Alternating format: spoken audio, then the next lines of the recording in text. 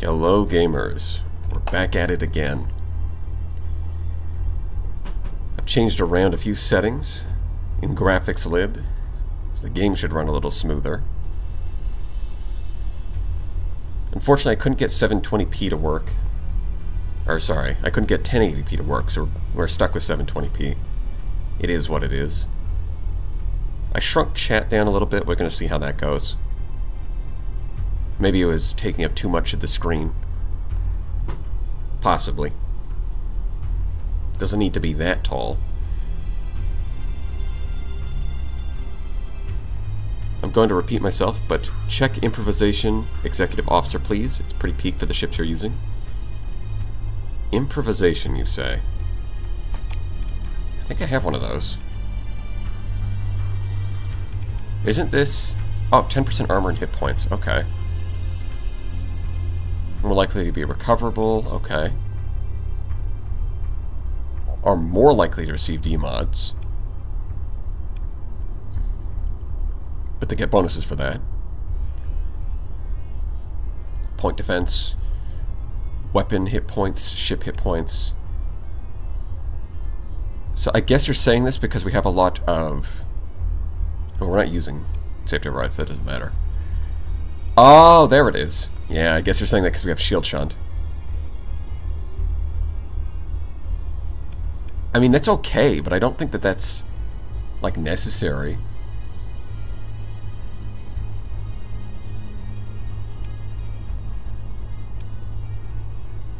Yeah, I would say that it looks good, but, I mean, we're not shield shunting the entire fleet. Nor are we using safety overrides. And a lot of the other bonuses just don't look as good as, like, 10% range, 15% combat readiness, another 10% range. And then we get missiles and crossing these two, it's like missile bonus, and then a flux bonus. Oh, look at that, another range bonus. Projectile speed. It's like, I don't, like, looking at these three, I just don't think I want to give up any of these bonuses. We shunting shields, lads? We have been, yeah. Unfortunately. Kites with Seeker and kinetic fragments are actually kind of useful. Yeah, I think so, because kites... Yeah, because kites can surprisingly get okay shields. I think the orange kite has like 32 ordnance points, so you can get like 15 caps and like S-mod hardened shields. It ends up with a decent amount. And then you just get like frontal shield conversion, and it's got like a pretty decent shield arc. If you can do that, it's survivable, and then you throw in like fragment fabricator and like kinetic fragments. There's something to that. I mean, it's still a 2 deployment point ship at the end of the day, but might be workable.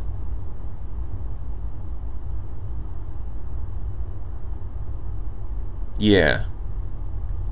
Because I did have it just kind of tall. I didn't really think about it. I just kind of like, chat will just be... I'll just have the whole chat that I see on my end show up on screen, but there's no reason for it to extend to the full length on the stream view. And I did... Let's see, hold on. Chronal Hypershunt tap. Chronal tap within 50 light years. I got modified industrial requirements, which was a little bit annoying to set up because by default it changes like every colony item, so you have to manually go into the settings and change all of them back. Which most of them, it just buffs them. It makes them easier to use. Which, I mean, I don't really need that. Like, if that's what you want, then that's fine, but I don't really need that for this playthrough. But one of them, it actually is like a side grade, which is the biofactory embryo, where it no longer requires habitable, but it can't go on extreme weather, which means you could use it on a barren moon, but you couldn't use it on a habitable world with weather, with extreme weather, which is kind of the reverse of how it works by default. So it's more of a side grade in that case. But yeah, it took a while to reset everything to the default and just increase the hypershunt range. So now, that hypershunt that we set up is actually useful, because we should be able to reach it out here. So let's head over to Stantonov and get that done. Also, did you play Library of Ruina / Lobotomy Corp? I have not played Library of Ruina, And, well, I haven't done a playthrough of Lobotomy Corp. I've seen a decent amount of it, and it's the kind of game that I think it looks fun. Like I saw like a decent amount of a playthrough, and then I was like, you know what? I'm gonna stop here so that I can play this myself at some point, which I haven't done. Maybe I could do a stream of that.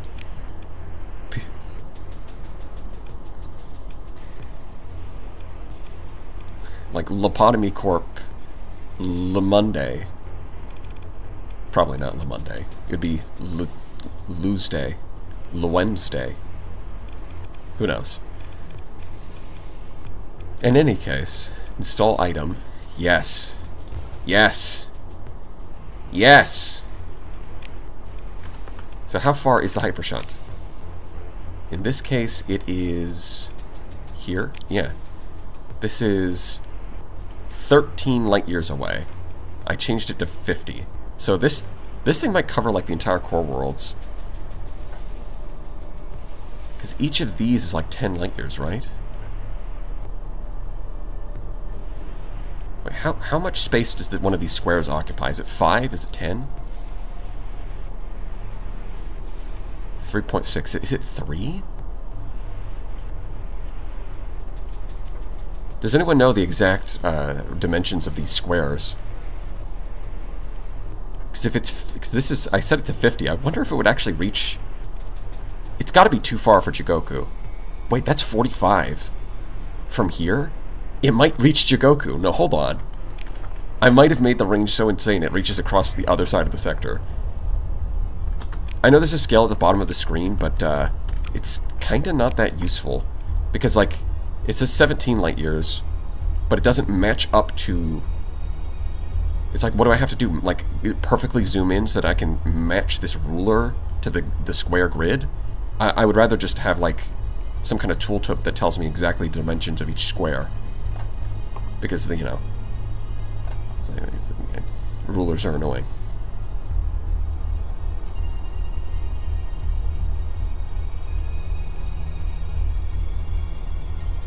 I have a lot of respect for L Corp, but didn't manage to fully finish it myself. Library of Rumina is definitely one of my favorite games, though. Yeah, I found out about Library of Rumina, I think, before Lobotomy Corp, because I saw, like, a meme video where it's, like, talking about some, like, insane difficulty spike in the game. I was like, huh, what's this? Difficult games. Well, I've played the Dark Souls.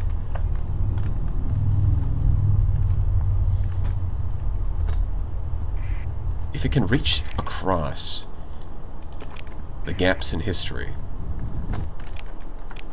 perhaps our fate is not set in stone. 47 light years, so we can use it here. Okay, well, instead of wasting all my fuel, I'm just going to reload. Because that means we can install it in Stanistan. What? Another stream? Are we in Star Heaven? Yes, I've been consistent lately. And even better than that, I've got a video coming out tomorrow. I was going to set it as a premiere, but for whatever reason, I don't know what YouTube did, but they broke something on the back end, and clicking the premiere button does literally nothing. It just doesn't work anymore. I don't know what that's all about. Right, this is not going to do anything, though. Hold on. Yeah, because we don't really have enough transplutonics. I never found a catalytic core. I guess I'll have to go looking for one. Although there might be a planet that I can raid for one.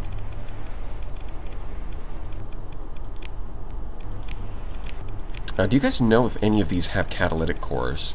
I mean, if we look at size versus 5, 4, 3, 5, 3, maybe? Oh, I guess it'll tell you here. Okay, yeah. On the right side, if you just hover over it. Administrator, administrator. Base value, yeah.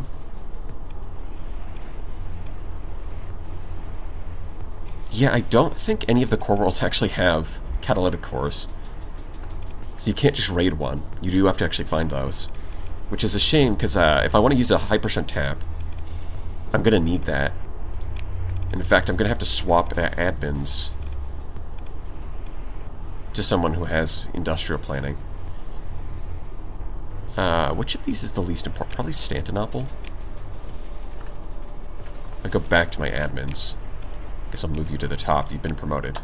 Congratulations, Commander. You have been promoted. Oh, this is size 6 now. Right.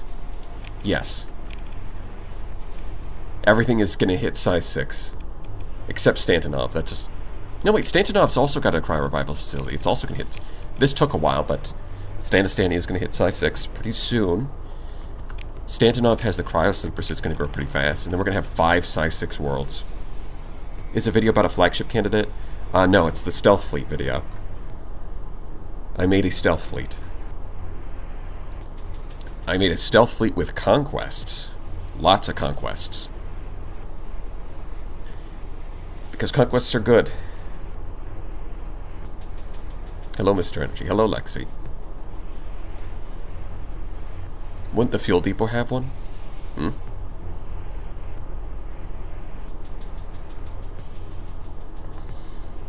One of these days, the stream is just going to be League of Legends. That would be funny. But also, that would be League of Legends, so I'm not doing that.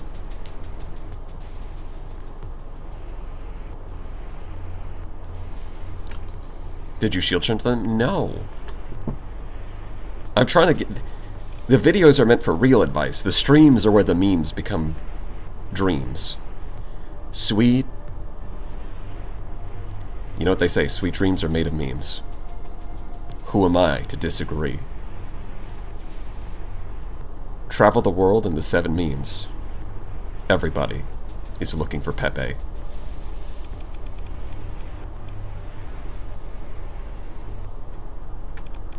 That's some poetry right there.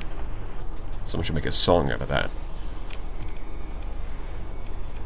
Yeah, I just need more falcons, if I remember correctly. Stealth, just paint them black and they will fade into the background. Shield shunt New Stanton. We're doing the opposite of shield shunting our planets. We're shielding them. With planetary shields.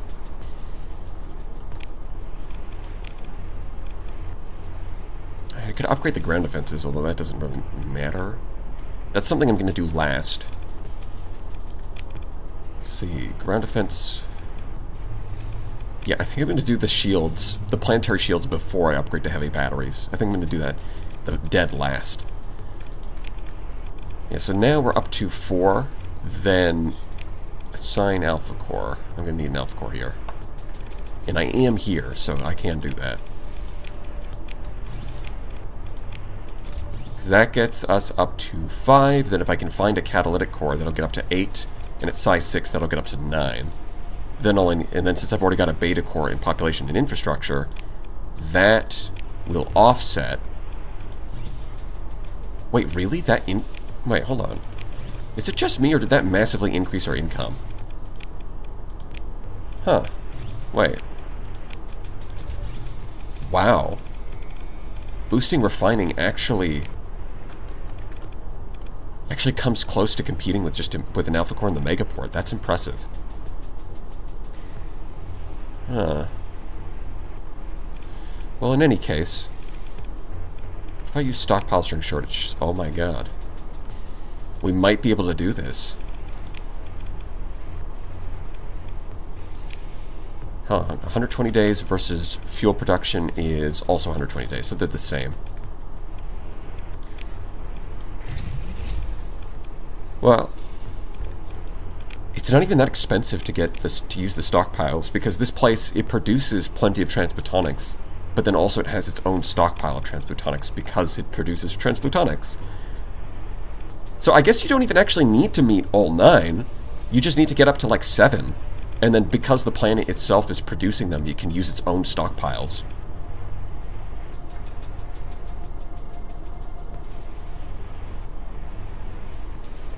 I need to get my next game in order again. I miss the thrill of overextending on expeditions and having to scrounge my way back. That is a fun part of the game. You know, as long as you successfully scrounge your way back. If you lose too much, it can be painful.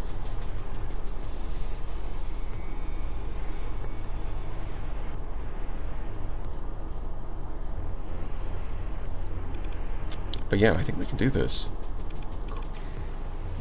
Cool. Yeah, I guess I should upgrade this first, because I've also got to upgrade to high command. Well, I guess we're on a hunt for a catalytic core now. Weapons cache, not too exciting. Already done this? Minor supply. Oh, there's just a supply cache sitting there. Huh. I guess I'll leave that.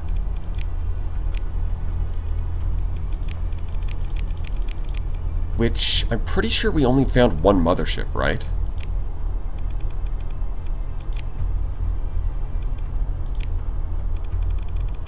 Oh god. Survey ship. Yeah, let's go check that out. It might lead us to a second mothership, and that might have a catalytic core.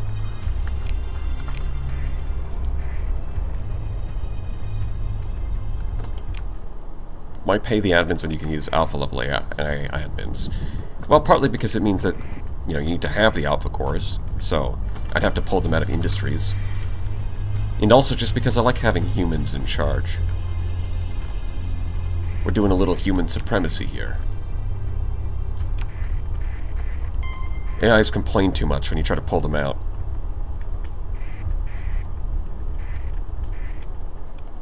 Yeah.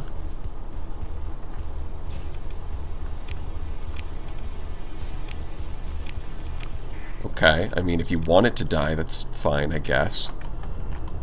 Sure. Have you considered a carrier playthrough with second in command?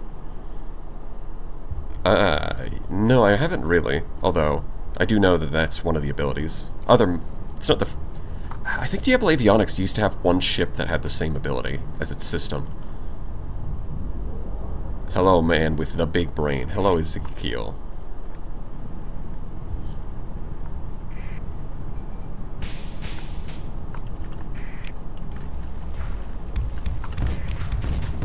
Yeah, I mean, I could farm some more alphas.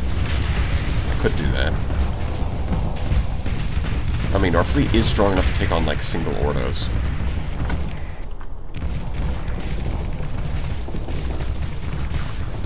Just fire a bunch of Hydras at him. Be gone.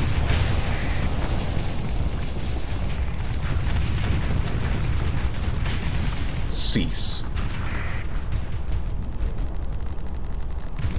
Yeah, I think turning off a lot of settings in graphics lib has made this whole combat thing run smoother. Although, I think the only one I have left is the shield ripple.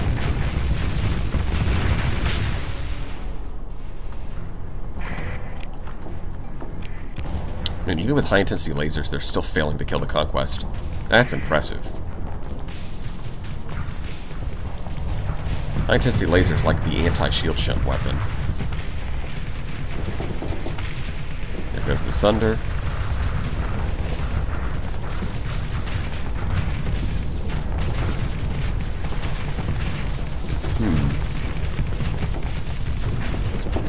I mean, look at how much my flux bar is filled up just from using fast missile racks. It's like, technically you could spam fast missile racks more if you had systems expertise, but like, it doesn't even feel necessary. Like, how often do you need that many charges? Not often, right?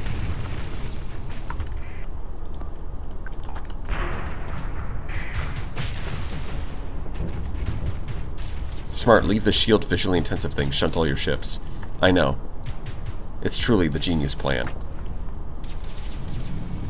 It's like I have enough... My computer can handle, like, one special effect. If I need to squeeze out more performance, I can always turn that off later. But, I mean, it's running smooth now, so I'm not gonna go overboard.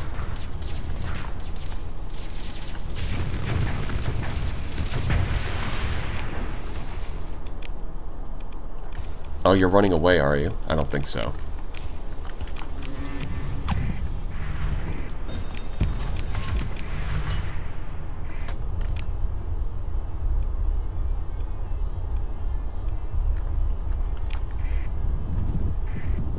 Would 4 Locust SRM work? I mean, it would work. I don't think it's the best, though. I think I'd rather do, like, 4 Hurricanes or 4 Hydras, usually. The MIRVs seem to work really well. Hurricanes would be a bit better again. Although Hurricanes... I mean, it seems like Hurricanes are getting their cost reduced from 25 to 20 in the next patch. Actually, now that I've got Hydras, I probably don't need ECCM, do I?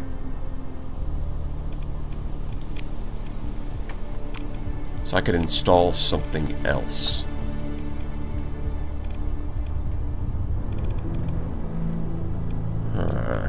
Any armored weapon mounts, since they already have impact mitigation.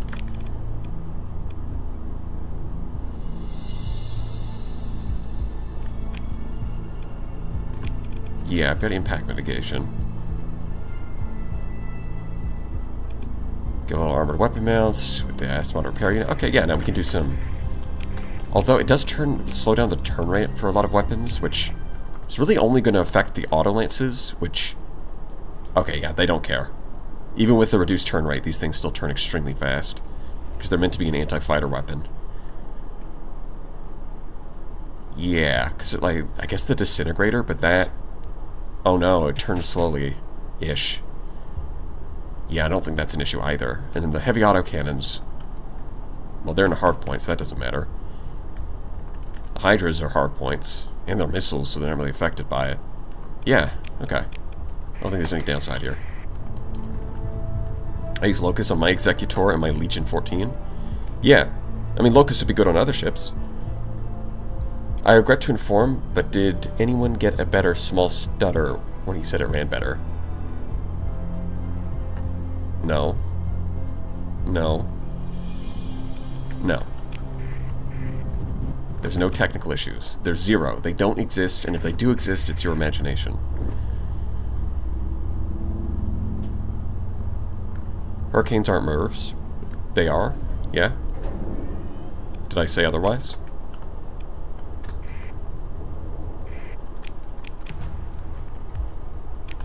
But yeah, I was going to say, I do think Locusts are pretty good on the Legion 14. Actually, I think they work... Something that I did recently with the Legion 14 that seems to work pretty well is one Cyclone and one Locust. Because the Locusts will distract enemy point defense with sheer volume, making it easier for the Reapers to land. And then, the problem with Locusts is that they don't do very good armor damage. But, because the Cyclones will rip through the armor anyways, then they can hit the exposed hull underneath. So it's kind of like Locust clears the path for the Cyclones to hit, and then the Cyclones clear the armor so that the Locusts can hit. And it seemed to be more effective than just running double Cyclone. Which is what I was initially doing. Because, you know, firing a barrage of 4 Reapers is always fun. But it seems like swapping one of them out for a Locust is better.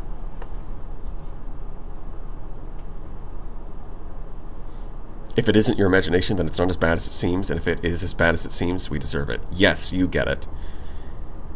Yes, the narcissist prayer.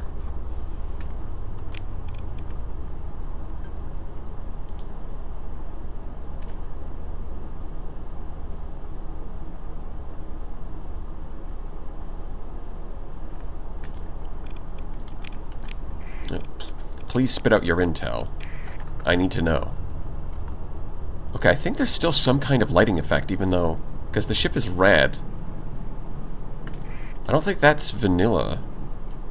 But I'm pretty sure I turned, like, everything off, so I'm not sure what setting that's causing that.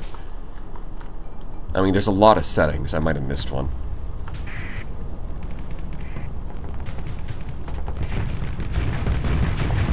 Well, regardless, I mean, it's running smooth, so I don't think I'm worried about it.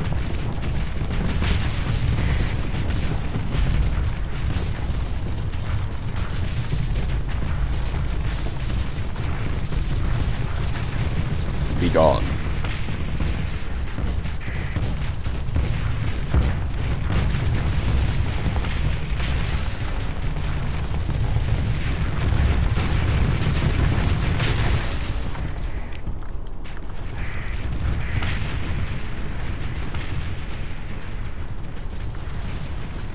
Red Pegasus ult skin, 2% more damage for dragon fires. That would be interesting. If they buffed specific weapons, although at that point the best way to do that would probably be to make them built into the hull. And then you could make just like an identical copy of the Dragonfire, but it does bonus damage. Well, I got a synchrotron core from a probe, which is really lucky, because that's very rare. You do sometimes get colony items from the probes. It's just the wrong item. Damn. 3 synchrotron cores and not a catalytic core in sight. What's a guy gotta do? And that was my only lead.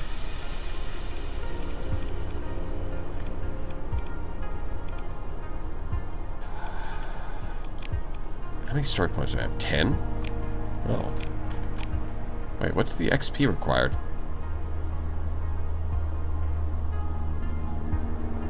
$2.2 million.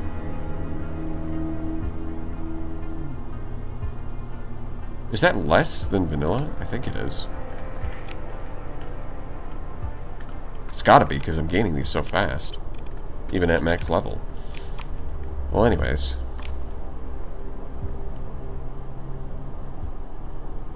Conquest unironically actually good shunted? No. Yeah, Dorf's right. Performance is a bit skewed due to second in command being very strong.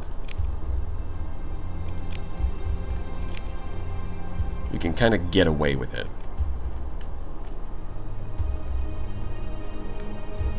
How many synchrotron cores do you have? Well, I've got 2 in inventory and 1 in use. Speaking of, yeah, this the dictat's like, don't worry guys, we'll fill the entire bar, 6 points at a time. It'll only take 100 months. Yeah, a crisis is brewing. There's tension in the air. Can you feel it?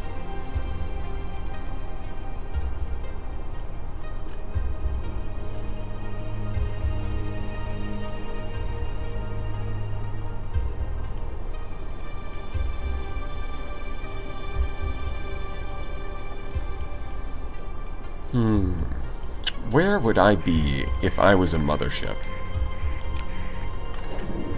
If you want to find the mothership, you've got to think like the mothership.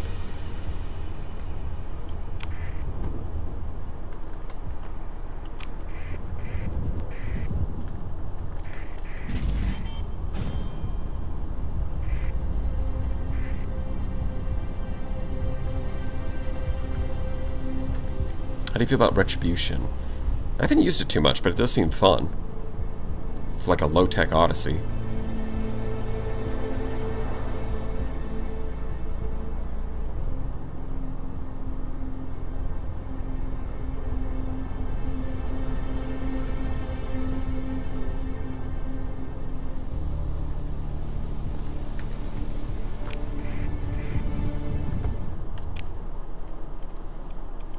You would be near the fathership.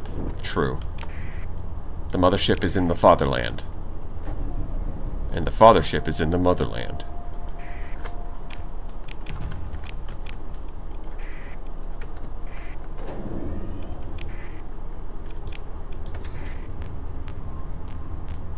Well, I guess there is stuff in the system, probably.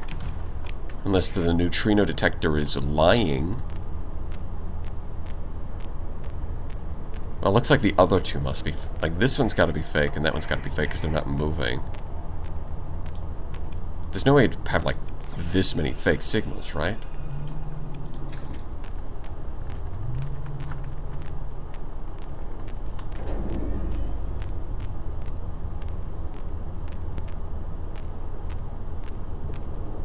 Yeah, okay, I don't think that's here.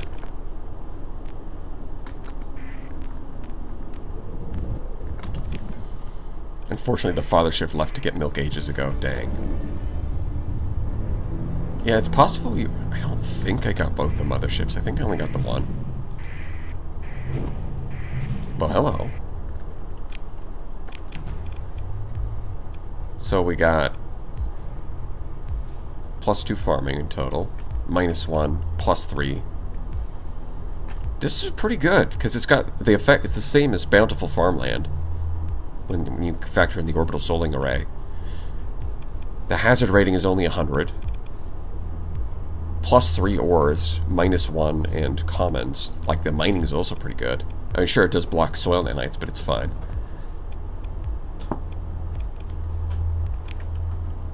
Not bad. Surely this probe will tell me where the mothership is. No, it just gave me topography.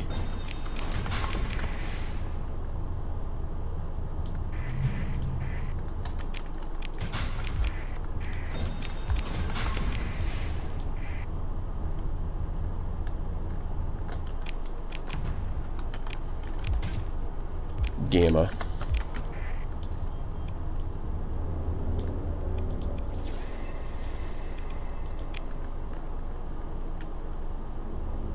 What are we doing right now? Yeah, we're looking for a mothership because I want a catalytic core.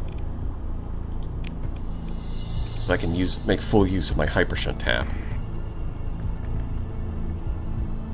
We're doing like Marco, we're looking for a mother.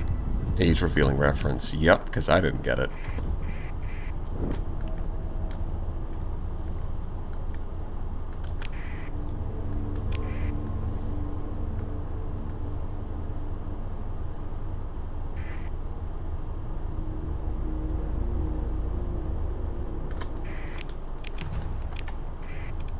This is a whole lot of nothing.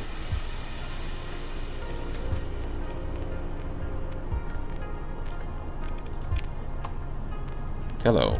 Hello, Evil Dyer. X.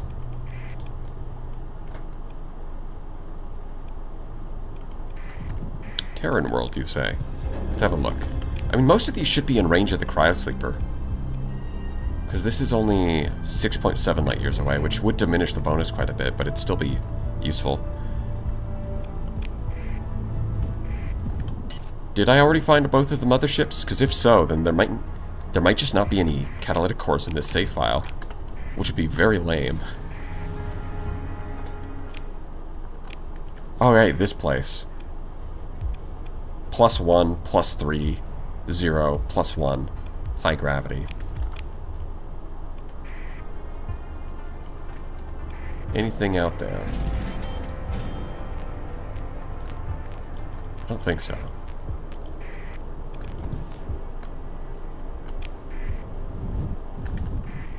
Does YouTube chat appearing in like 5 minutes normal, or is it just me? You might be behind on the VOD.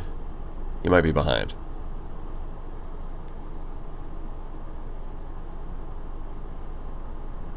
Catalytic core. Yeah, it's the one that boosts... Yes, the square one. Boosts refining. Omega weapons tier list when?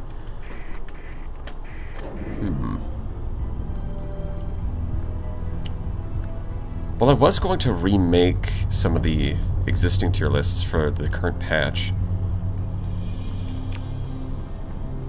But maybe I should do the Omega one first.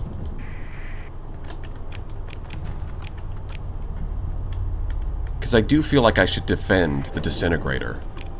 It's, a lot of people say it's still terrible, and I just don't think that's true. I think it has a niche now.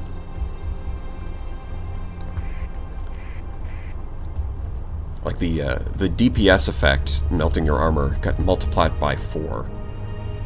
Went from 25 a second to 100 a second. So it only takes a few seconds to, like, cut the armor of a battleship in half. And that first half is the most important half, because that's where it gets most of its damage reduction. Once you get it down from, like... If you get it down from, like, 1500 down to 750, then you can easily just strip off the rest of it with your regular weapons. And it really only takes a few seconds. Now, compared to just stripping it off all at once with a Hellbore, it's not as impressive, but we're talking about a weapon that goes in a medium energy slot and has 900 range.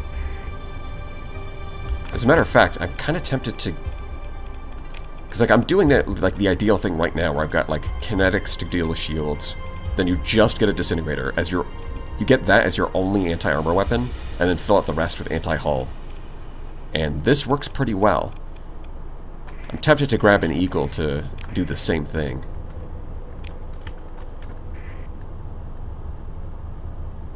Every mod ever made tier list when? Oh yeah, that one's almost done. You just gotta wait a couple more years for that. But I promise, it'll be done in just a few more hours. Hey, there is another mothership! Look at that! I was right. Oh, I did remember correctly. Beautiful. It's in this very system. That's right, because we did find 2 pieces of intel pointing to a mothership earlier on. It's just that they pointed to the same mothership.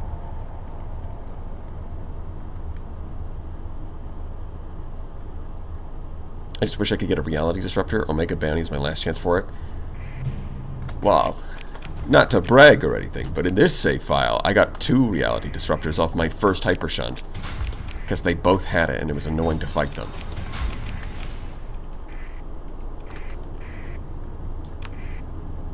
Gonna be another synchrotron core. Yeah, watch it give me another pristine nanoforge and synchrotron core. Quick S to F tier. What tier's the furry portrait pack? Well, I mean, it's furry, so it's... F is for furry. I mean, it's right there. It's... We found Mom. Yes, we did. Mother, are you there? I require assistance. Please provide me with catalytic core. In exchange, you get bullets.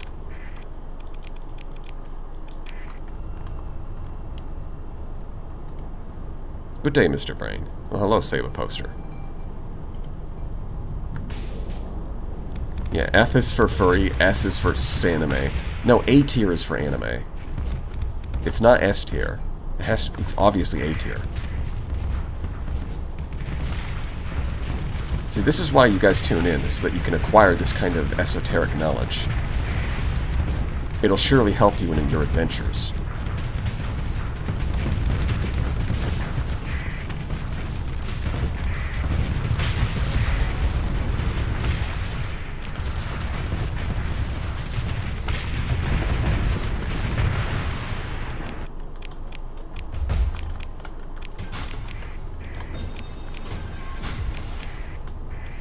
Yeah, place your bets now.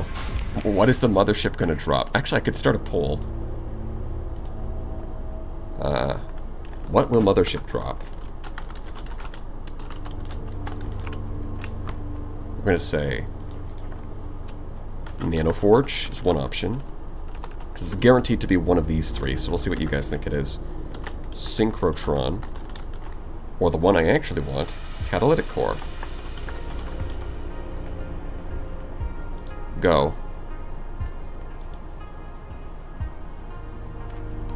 Yeah, I think the way that I've set this up, it won't appear...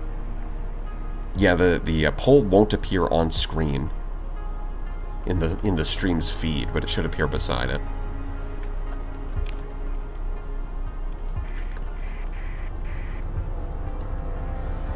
A small price to pay for extra screen space. Colony growth, Stanistan. Size 6. Look at him go. Yep, it's, yeah, even if I use stockpiles, it's run out, so it can't afford to fuel the hypershunt tap. But don't worry, we'll fix that.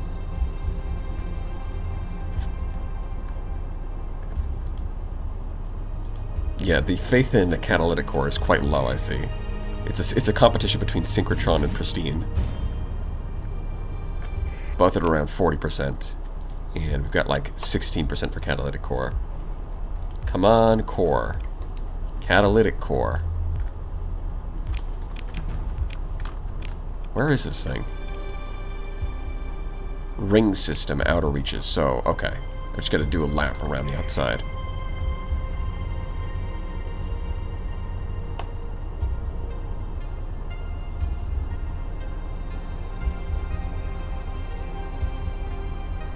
The mothership's catalytic converter has already been stolen.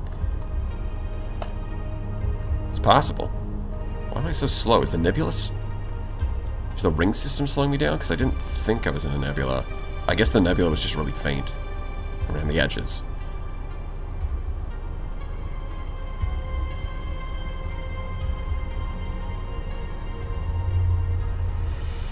Have you ever made your own custom system? No.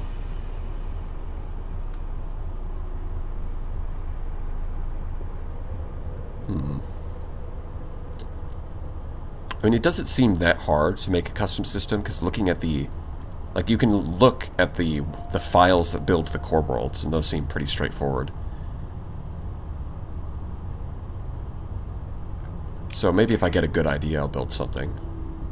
But first, I'd rather figure out how to do bounties. But, you know, I've got to figure out how to do that in between the time I spend making video.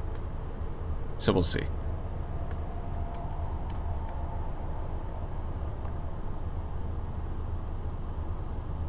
Oh, wait. Oops. The little guy disappeared.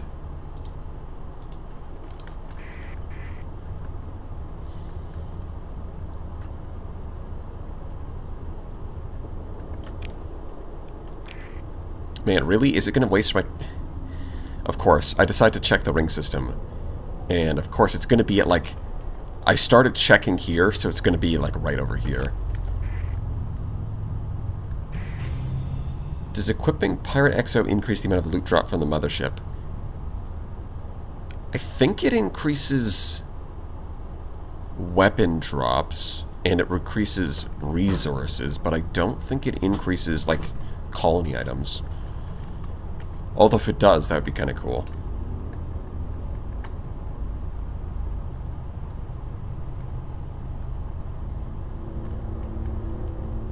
Yeah, only non-special drops and weapons. Yeah, that's what I thought.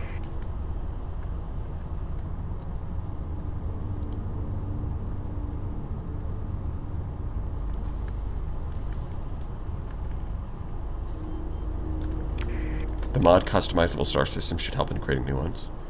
Alright.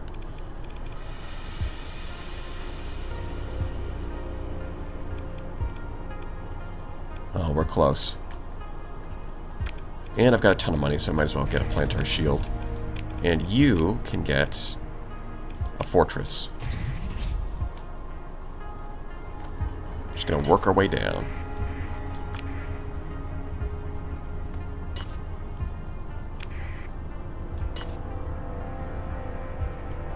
There it is. Yeah, I started here and then looped all the way around to here to find it.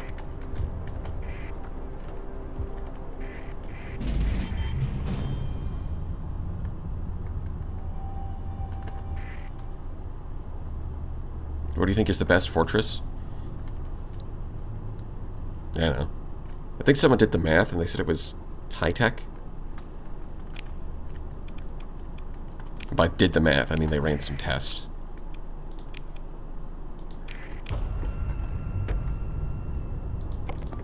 But I don't think the difference is that big between them regardless. And I'm pretty sure in auto-resolve they're all the same. My favorite AI VTuber. Well, thank you. I'm a real Sigma core, let me tell you.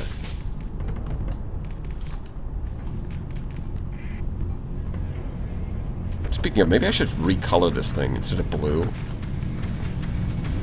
Make it a different color and call it a Sigma core.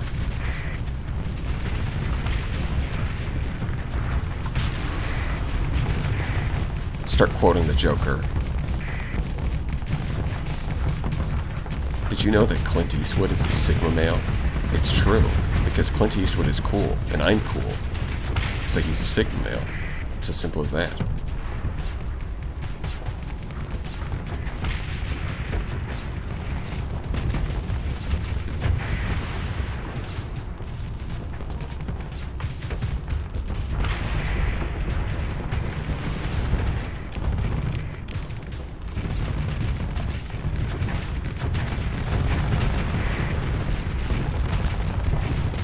I guess I'll stop the pull here. And OBS disappeared. There we go. Might have to change the setup on that a little bit to make it more convenient. I guess I'll worry about that next time. Destroy. I'm not even firing my missiles. I'm just going around disintegrating their armor and then auto-lancing them. Bye.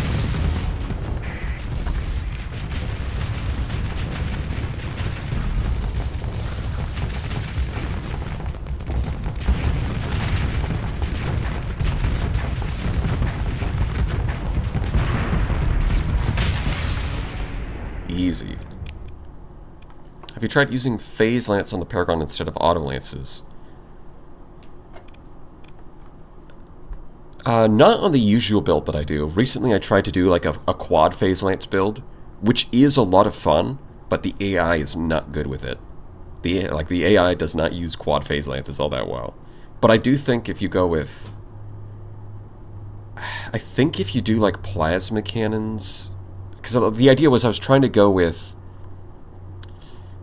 paladins in the turret slots on the Paragon, and to make that work, I was like, okay, I'll put plasma cannons on the nose, and then like quad phase lance with advanced optics. And it's like it almost works, but a lot of it's just when you don't have those tachyon lances, like enemies kind of back off, and then you can't really apply any continued pressure to them. It's like enemies that get close, you can just wreck them with plasma cannons and double and quad tac lance or quad phase lance, but without the range of those tachyon lances, it just doesn't quite feel right. But would I swap the auto lances for phase lances? I just don't think it's got the, like if you're doing an auto pulse tachyon lance build, I don't think they have enough flux efficiency. Right, like the auto lances has like just a better flux efficiency, and that range is really nice.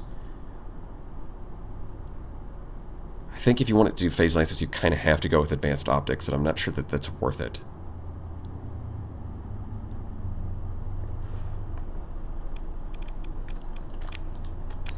Alpha core, of course. Hey, Synchrotron core! The 33% of you who voted for that, you got it. Don't worry, we could still get another one. We could still get another one. It's not over. There it is! Catalytic core. In the debris field.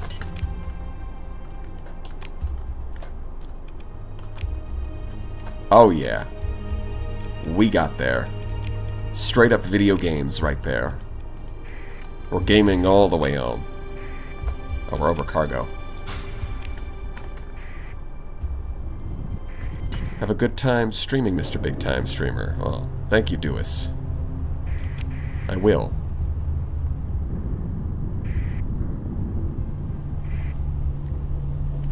Yeah, it's rigged. I definitely coded the game to drop the catalytic core in the debris field to make it more dramatic. Because I totally know how to do that.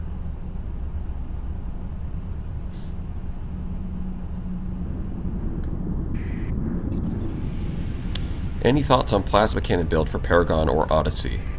Well, you're probably going to hear my thoughts on the different options for the Odyssey soon, but because I do have a video coming out tomorrow. But in a brief summary, I think the autopulse build with expanded magazines can be as powerful as the plasma cannons, but there's like a bunch of caveats to that. Like, first of all, you've got to S-mod expanded magazines, and then to make up for the lack of anti-armor, you need to run like antimatter blasters on the nose. And the problem with that is now, like with the plasma cannon variant, all you have to do is put a bunch of sabos in the medium slots. So you don't even have to aim them, you just link them together and fire them whenever you need to break through shields. And then leave the plasma cannon on auto-fire. No worries.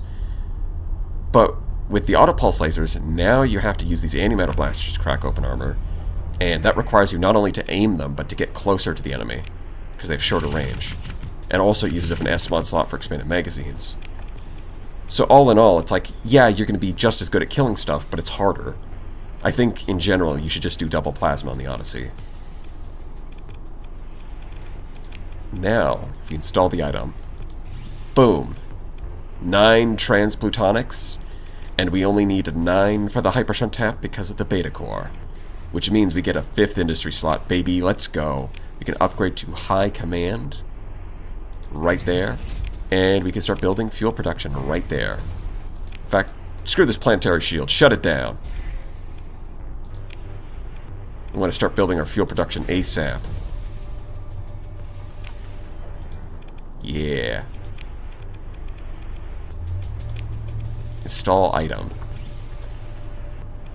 So yeah, you can see if you get this kind of planet with ores, no atmosphere, extreme heat. Right, we've got orbital works at pristine. We've got refining, which supplies the transplutonics locally so that we can have a hypershunt tap with no disruptions.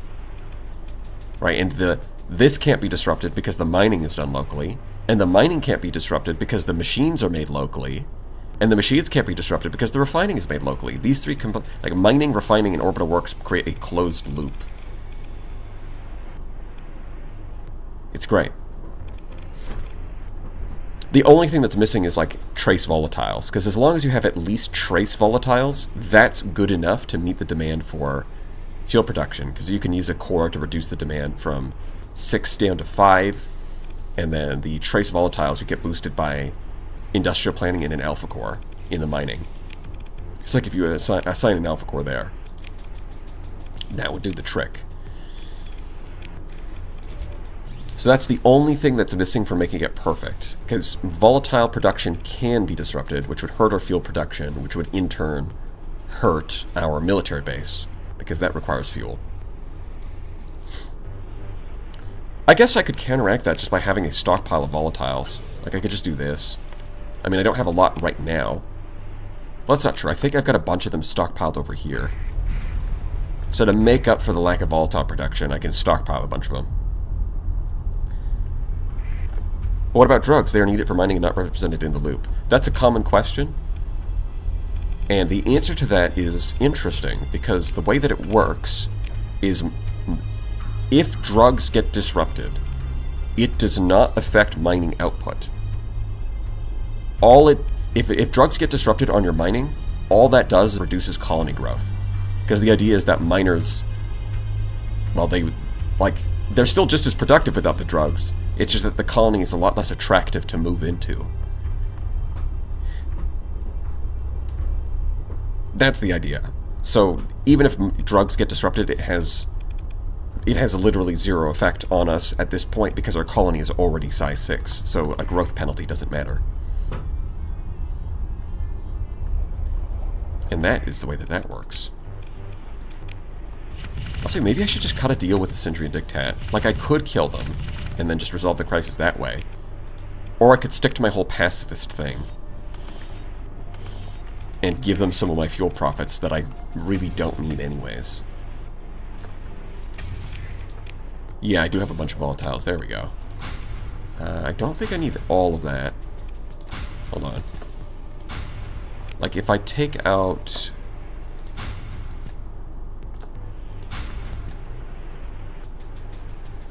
like this. Yeah, because exactly 20,000 is enough for whenever I find the second hypershunt tap.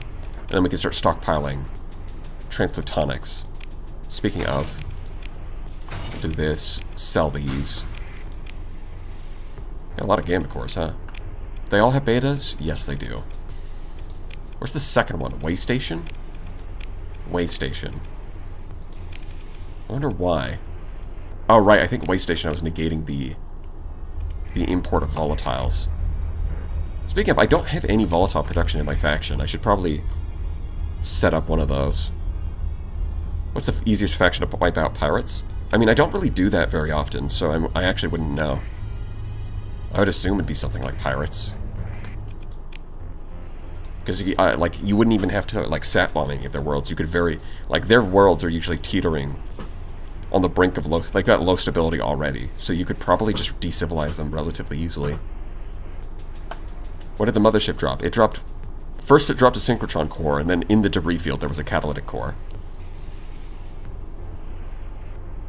which I do think is pretty common now. It seems like the mothership, it's guaranteed to drop one item that you salvage from the ship itself, and then the debris field afterwards. I think it's guaranteed to drop a second item in the debris field, because I'm always getting them, which didn't used to be the case, but I think it is now. But that being said, you do have to be careful, because after you defeat the mothership, there's going to be 2 debris fields.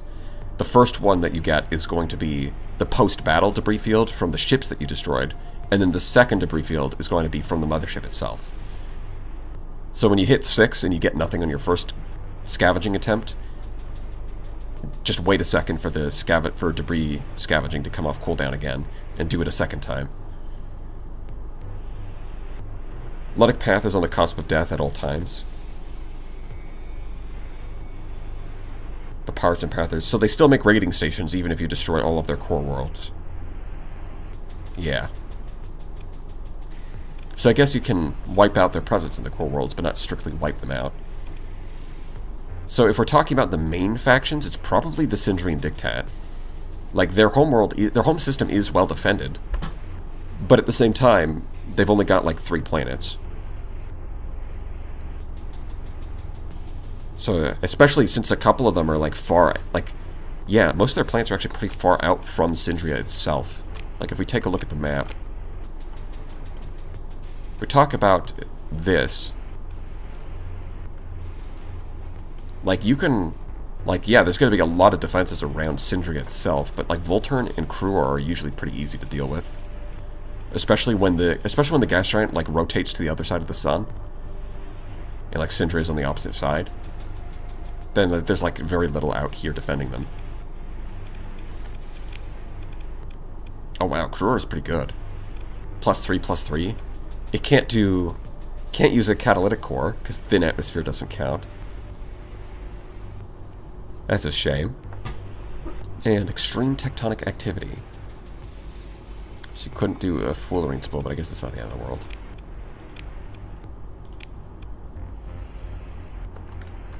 But without Volturn, there will be no Lopter. And that's true. But you know what they say? The greatest choices require the strongest wills.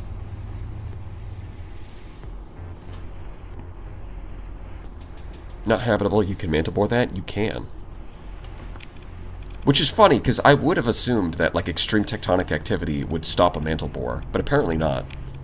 The mantle bore can just go straight through all of that tectonic activity, and it's like, it's built, I guess the mantle bore is just built different.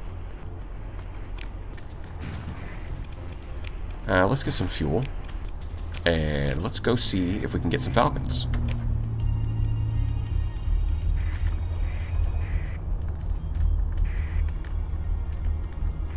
They say you can't make an omelet without cracking a Lopter. Yes.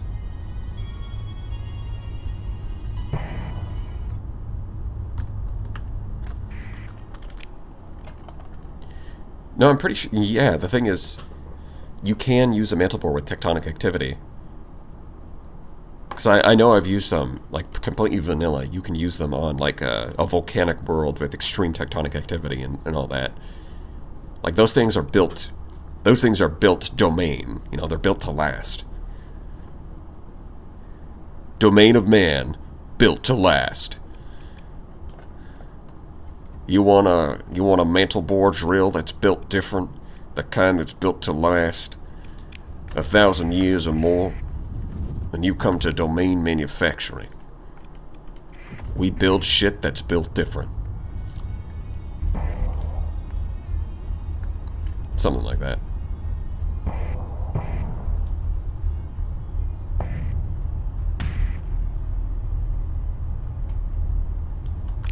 Built for tough. Domain made. Yeah.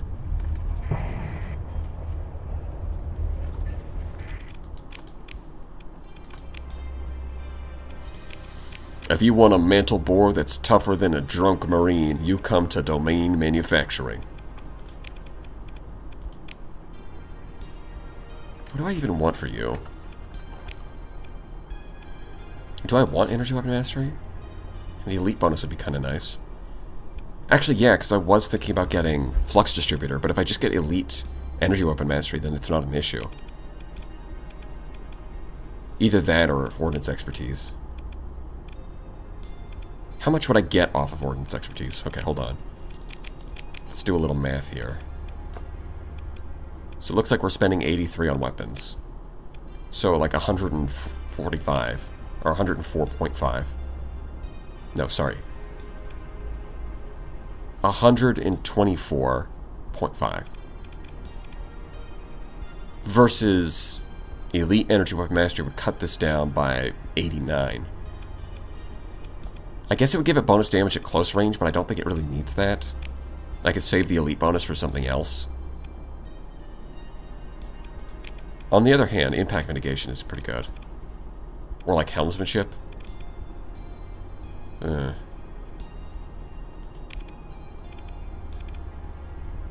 think... It's kind of tough. It's kind of tough. Systems expertise seems like a good choice. Then I could get... Yeah, I think I'll just take ordnance and then go like elite field modulation. I mean, the bonus damage from missile spec is tempting, but it would also run out of... Well, I'm probably not going to do longer fights in this anyways. So even with the increased rate of fire, I don't think I have to worry about it running out too much. Then again, target analysis does make Tachyon Lance a lot better. That EMP damage is suddenly, like, really dangerous. Although I think that's better if you have, like, multiple champions with Tachyon Lances, so that they can, like, fire at the same target and just stun lock it. If it's just the one, then it's probably better off just getting more missile spec. I think so. Yeah, because this adds up to 1,001 flux, and this is 1,058. And then maybe if I S-mod stabilized shields, then that's going to generate a bit of extra soft flux that'll be used up by that extra. Okay. Like so. There we go. That's a good champion. Are you going to head into the abyss for the dwellers and the threat? At some point, probably. I don't know if I'm going to do that right now. Well, that falcon is really beat up, but it's the only one. They're giving me more champions and conquests than they are falcons.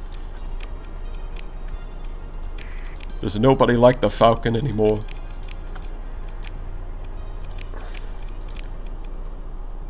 How many of these do I own? 19? Yeah, I think I'll switch those to Gorgons. Probably. Yeah, I think so.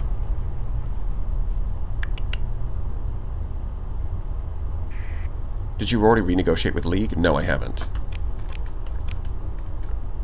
Speaking of...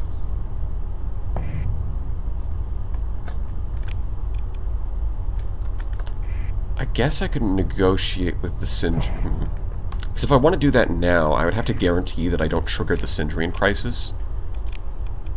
Because I'm not going to spend a story point to escalate crisis only to get the wrong one. That'd be annoying.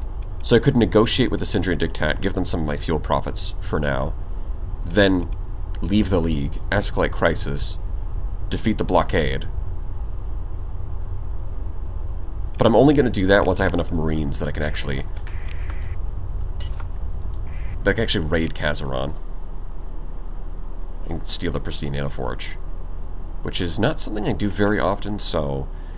I'm probably going to go a little overkill. We'll see.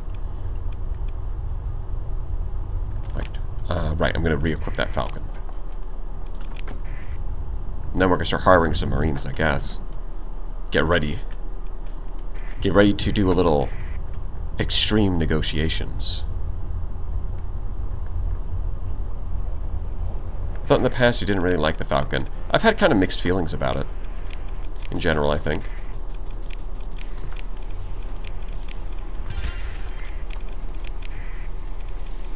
Yeah, and I'm going to switch these to Gorgons, and then link. Oh, they're already linked. Cool. Because it's like 14 DP for... It's like barely more expensive than like a Medusa. And for that, you get the cruiser level targeting unit, which is a lot better. 40% range is pretty good. But it's like with the weapon mounts and the flux stats it has, it's kind of hard to make it do a lot of damage.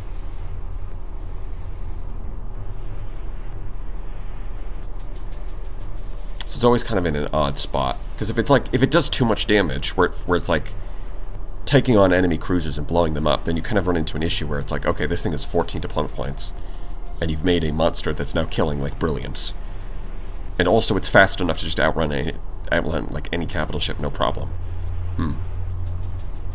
So I'd say for 14 deployment points, it can, like, you can easily make something that's pretty safe against like Radiants and Novas, because it can just sit at like maximum range and use maneuvering jets whenever they catch up. But like the result of that kind of build with hypervelocity drivers and like ion beams is that it doesn't do a whole lot of damage. Maybe if you S-mod armored weapon mounts. Honestly, the S-mod bonus here might need a... Like, maybe if it was 15% rate of fire, that would work better. But at 10%, it's kind of like, eh? It's like 10% DPS. Like, okay.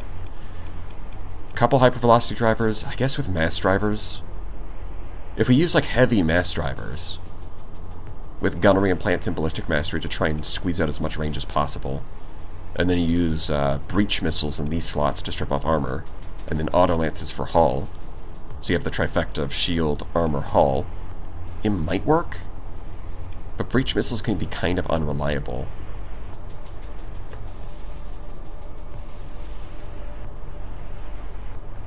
I guess maybe if you made one of these like a disintegrator, or like, okay, hold on, 2 tactical lasers and an auto lance, and then 1 disintegrator.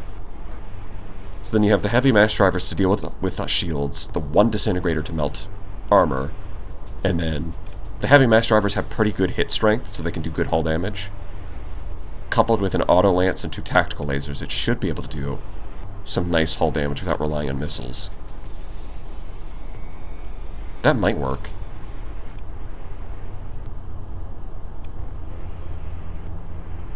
Falcon always felt like a niche support ship for plinking. Yeah, it does seem like that's kind of its niche. Is like you can throw on some autocannons and like a couple ion beams, and maybe like escort package, and then have it just kind of escort a capital ship.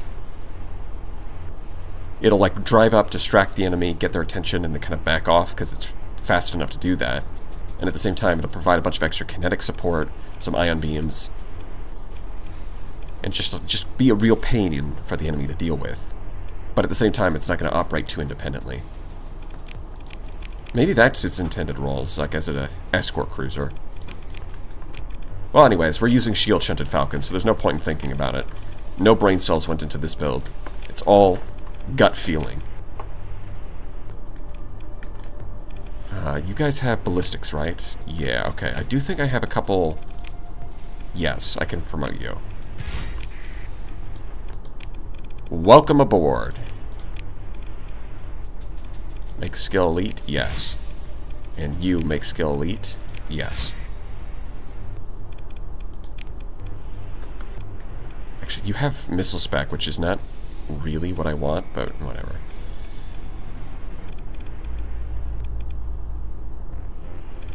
Yeah, I think I'll hold on to my story points there. Why are they blue? From the mod Kazeron Navarchy. The paint jobs are cool, and then the Kazeron Navarchy thing is just basically a buff.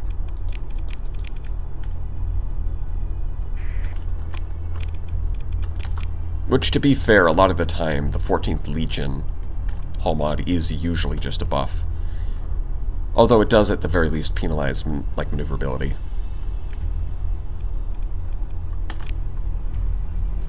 Okay. So now I want to hire a bunch of Marines. And maybe build some Valkyries. I don't think I have Revenants, though. How many ships do I have in my fleet? Oh, it doesn't even say, because I'm under 15. Right. So yeah, I could easily fit like 10 of those.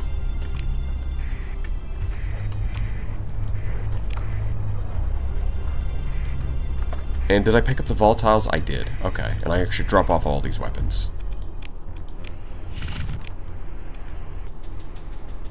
Yes, I do want to stockpile those. Okay. The 14 color scheme makes the ship stronger. You're right, it's the color scheme that does it. Phantoms, you mean? Yes, not Revenants, Phantoms. But I don't think I have the blueprints for those. A buff mostly to shields, which is funny. Yeah, 5% shield efficiency, and we went ahead and shield shunted all of these things.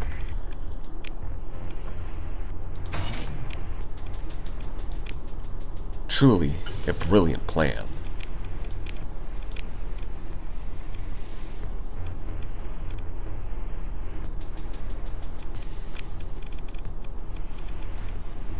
How much crew capacity do these have? 250. So that's like 2,500.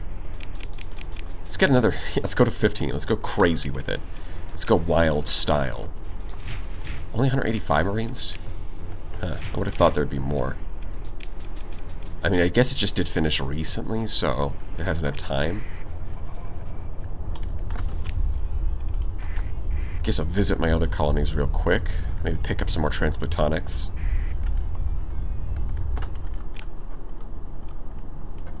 They're fusing the two strongest materials, Kazeronian steel and blue lobster.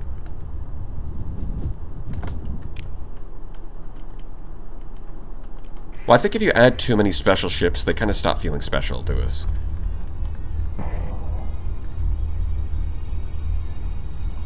Like, 14th Legion stands out because they're like... I guess there's the Lions Guard too now, but... Like, those two clearly stand out. And the fact that everything else in the sector is like default tech levels makes them more special. And the 14th Legion in the lore is quite special. So, it makes sense. Do you want to upgrade this? I mean, I do. I just don't know if I want to do it right now.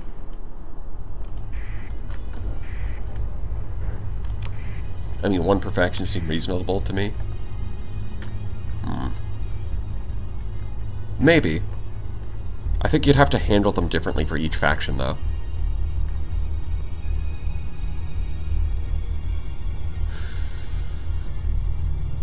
Like, I think you'd have to do some work to justify why they exist. Like, maybe if you do, like, a high-tech special faction, it'd be some kind of, like, Tritachyon subsidiary that has, like, a hyper-niche specialization. And then that's why their paint job is different, and their whole mod, like, gets them into that very, very narrow specialization. So when you see the ships, they're like, oh, they do this specific thing. I think you'd you'd have to do a little bit more of that, instead of it just kind of being like, oh yeah, they're just a special paint job, and they're just, like, stronger than the baseline ones. Right, I'm gonna put, beta cores in these. Right. Manage colony. We're putting beta core here.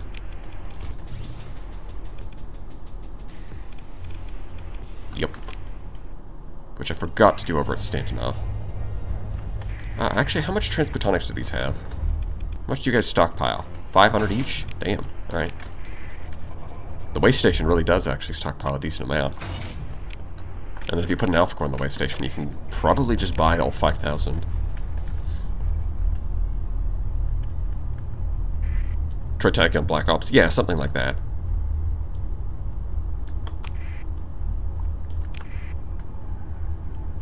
Oh, how exactly would you specialize high-tech ships in an interesting way? Because it can't just be like, they have reduced hull but increased shield efficiency. Like, oh really? Wow. Thanks for making my high-tech ship more high-tech. It's like, they're already doing that. Maybe high-tech ships with, like, reduced hull but increased armor. So that outer layer protection is stronger. But if you can poke a hole in the armor, then the hull folds instantly.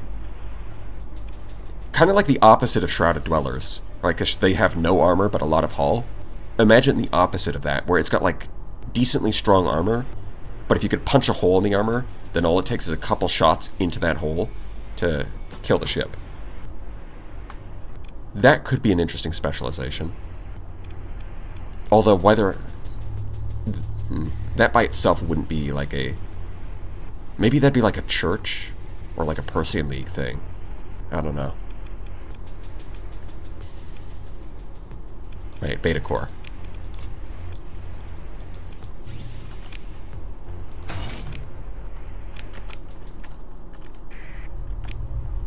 Maybe I should put an alpha core in like the way station back there.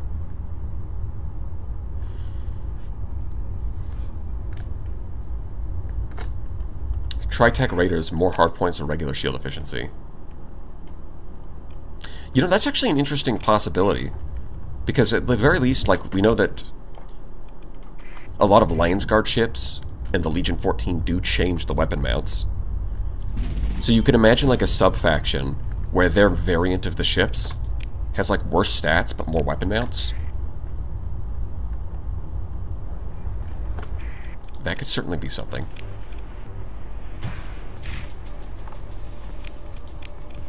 Damn, it only delivers me crew and not Marines.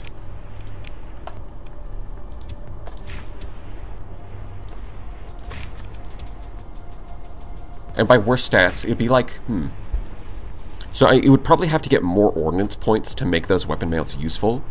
So I imagine it'd be like a high-tech subfaction that only has like 1.0 shield efficiency, but in exchange they have more ordnance points, and they get additional weapon mounts on their ships. So a bit more of like a glass cannon-y type build.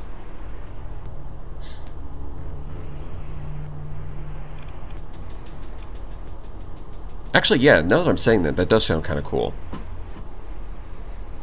More ordnance points, more weapon mounts, but in exchange, they have like low-tech shield efficiency.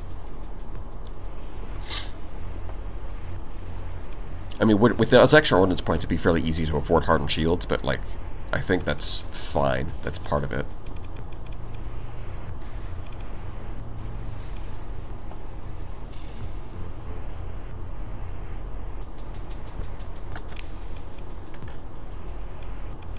Marine.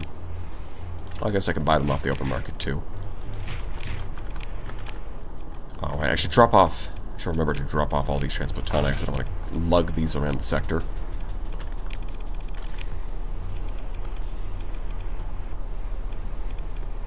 Alright, looking good. So the next thing I've got to do is probably fight some remnants to get more alpha cores.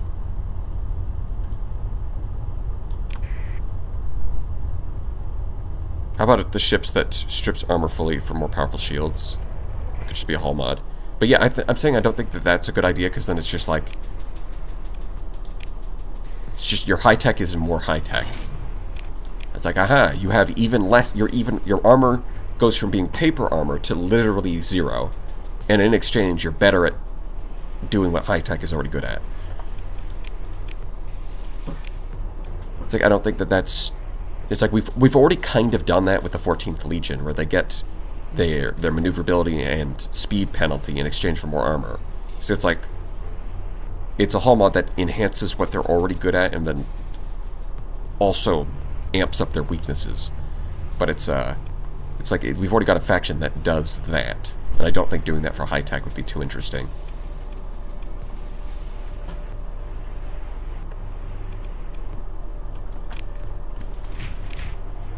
Not a whole lot of those, eh? I guess we'll get more when there's a high command. Alright, next on our list.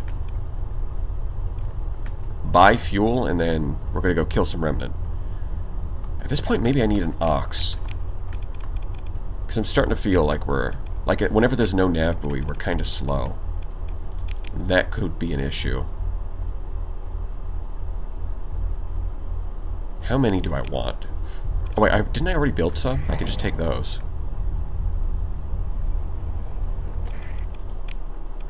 Storage. There you go. Storage. Yeah, there they are. Yeah, I think we're going to do efficiency overhaul. How many start points I got? 2? Ooh. Yeah, I think I'm going to do that. Once I get more story points, I'll ask them about these too, but we're feeling a bit slow. Oh, there is an nav buoy in the system and still feel kind of slow, huh? What's slowing us down so much?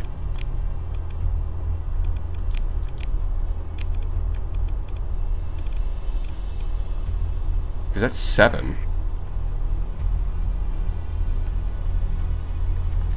Oh, right, because navigate... Yeah, so yeah, I was trying to figure that out. It's because we're playing with second in command. I don't have the navigation skill. I'm just used to taking that for granted. But no, we've got to make up for that by having a couple of ox. Which I'll probably S-mod these too, because they're... Or do I need to? Hold on. 130. Okay, that's going to be lower than these. Yeah, these are at 300 anyways.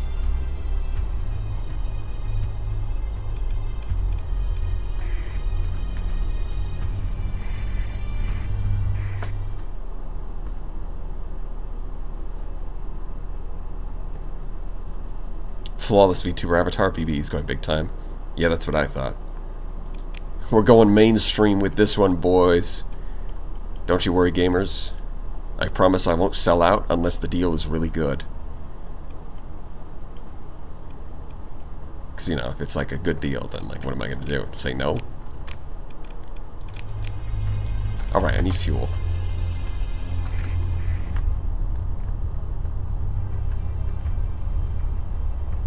Try to get Diable tugs. Oh, you know what? That's not a bad idea. I think I can do that. Diable avionics not too far away. Do they have a gate? Hey, Diable. Mr. Able.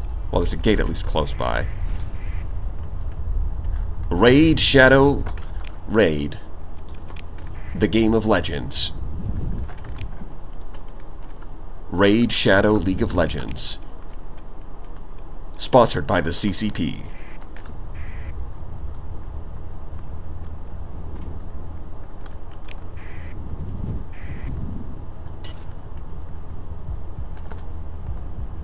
I won't sell out unless the deal is really good. What did I miss?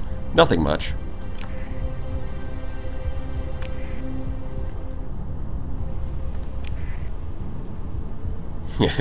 This live stream is brought to you by Raid Shadow Legends. I don't think they do much sponsorships anymore. I haven't seen them in a while. But man, they were everywhere. Oh wait, are we hostile? Hold on. Inhospitable.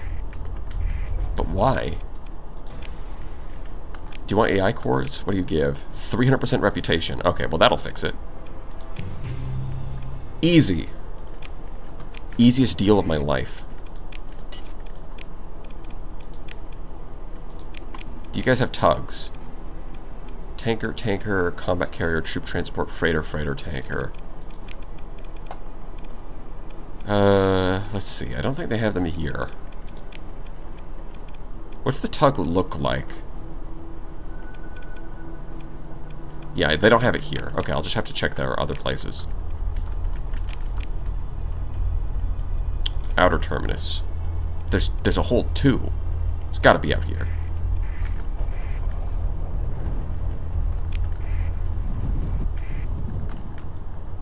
Art of the deal. Can't say you won't sell it considering those shield trunks. Well, I'm just playing a lore-accurate Persian League character.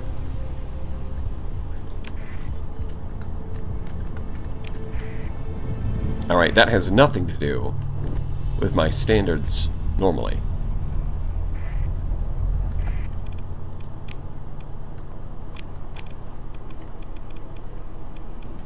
Tanker, hybrid Wanzer. Yeah, the Versant is really cool. I might buy it just so that I can have one, even though I'm not going to use it. Yeah, I'm not seeing it. How rare is this thing? You know, this looks new. I don't think they had this before.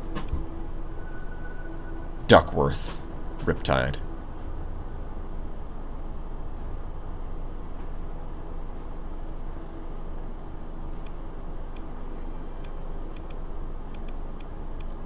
Yeah, I don't... Yeah, the title seems new. Wait. High maintenance salvage gantry, surveying equipment, drive field stabilizer. Oh yeah, this thing's like a hybrid where it's like a combat destroyer, but also it has like salvage gantry and it's a drive field stabilizer. Is this what you're talking about? Yes, that is a new ship added by the guys that's taking care of the mod currently. Yeah, because it does seem like there's been a fair amount of new content from the new guy. Sorry for caps. Death. No, worse. League of Legends. Never make this mistake again.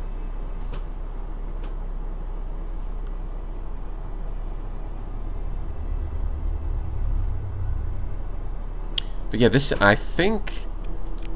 this can't be the tug, right? Because this thing is like, I mean, I guess 65,000 credits is not even that expensive. But, well, at least up front anyways. But I mean, if we look at this thing, this is an interesting design for sure. It's got a bunch of hybrid slots, a universal medium. For 10 deployment points, this is like a decent combat ship comparable to like a Hammerhead. But at the same time, it's got drive field stabilizer, high maintenance, salvage gantry, and survey equipment. So that's a lot. It's kind of like it's an ox and a salvage rig and kind of a shepherd or a venture rolled into one in a destroyer package. Although it does something that I don't like, which is it decouples maintenance from deployment cost. Because you see deployment cost is 10, but the baseline maintenance cost is 15. I guess just the penalty from high maintenance alone wasn't good enough. Do you have any recommendations for balanced mod factions? I currently run Knights of Lud and Reuter Union. They fit in very well with vanilla. I mean, Diable avionics. Scalartech is also pretty good. That one's not up to date for the current patch, but you can just go into the files and change it from 0.97 to 0.98, and it runs just fine. What's one? I haven't run a whole lot of faction mods recently, but I know that there's a few others.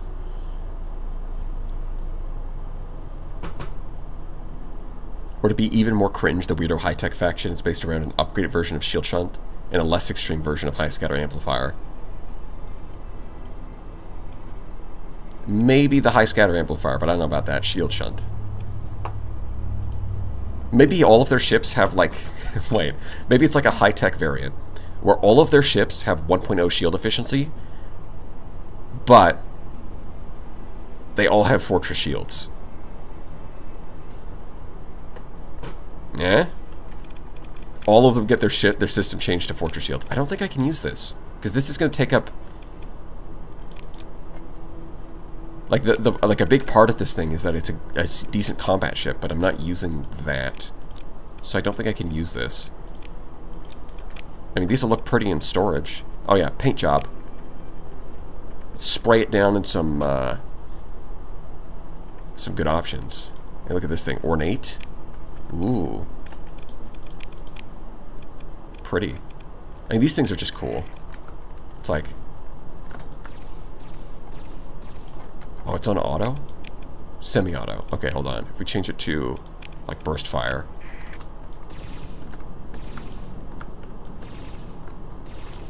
And then it transforms.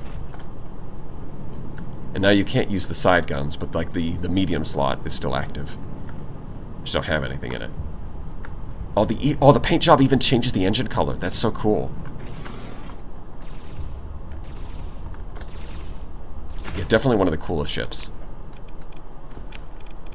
Not going to use it, though. Alright, oh boy, I love boxes with guns. My favorite. On a real note, the amount of mods that I've wanted to skim ships from because of the box designs is unreal. Sorry, I forgot to read that. Thank you, some dude.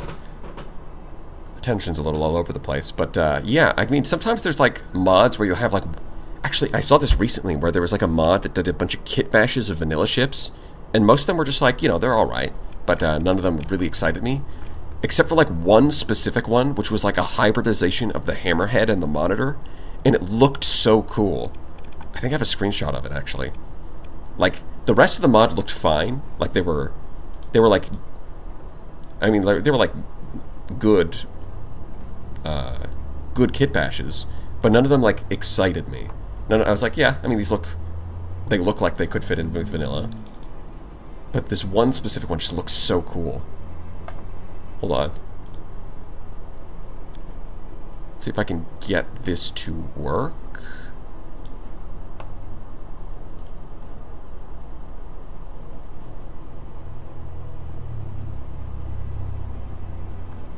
Window. Okay.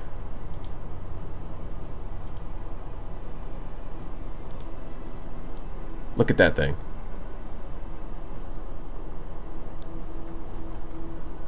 Look at that thing. Isn't that cool? It's got like this, like you've got the monitor front half, but it's like wide like the hammerhead, and then it's got like this like almost like a spinal cord down the middle with these spiky bits. I just think that this thing looks really cool.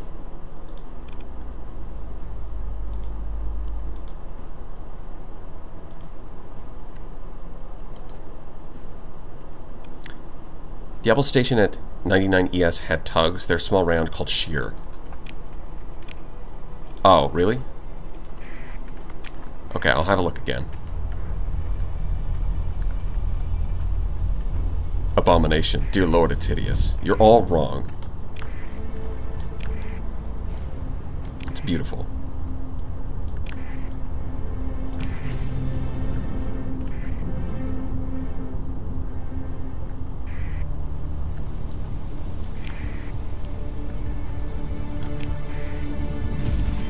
It's like the hammerhead decided to bulk up.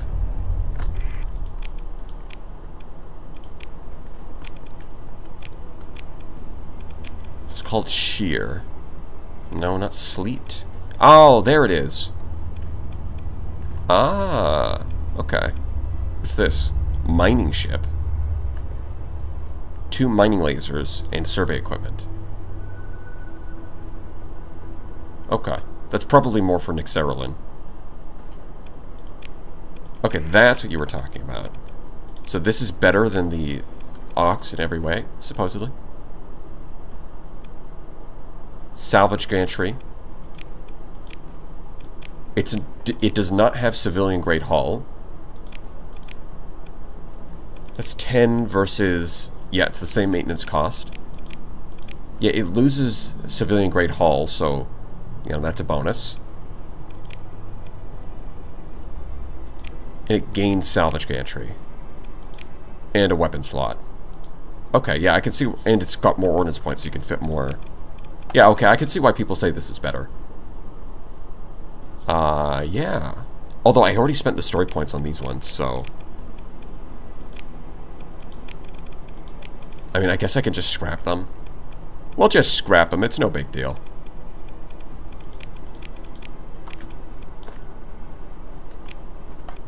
So we should get 25%, yeah, because you get 75 for frigates. You get 75% up front, and then when you scrap them, you get the other 25%. It's a bunch of bonus XP. Cool. Is there another shear?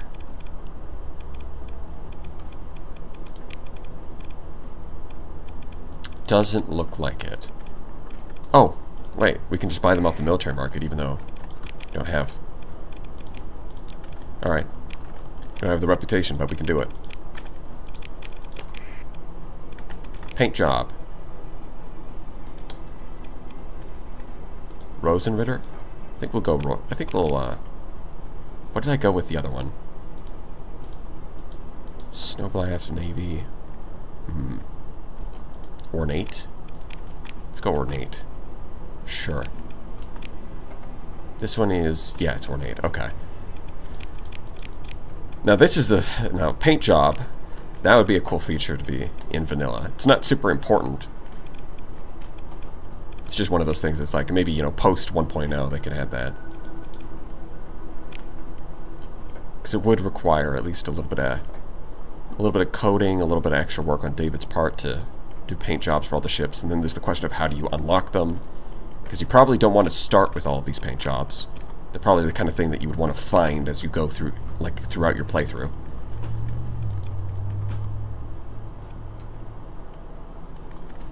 Okay. Well, I guess I'll go looking for another... No, wait, I have my second tug. Okay. Yeah, I want to go home to drop these off. That's right. Then we can go kill some remnants. I'm already on gates. What am I looking for?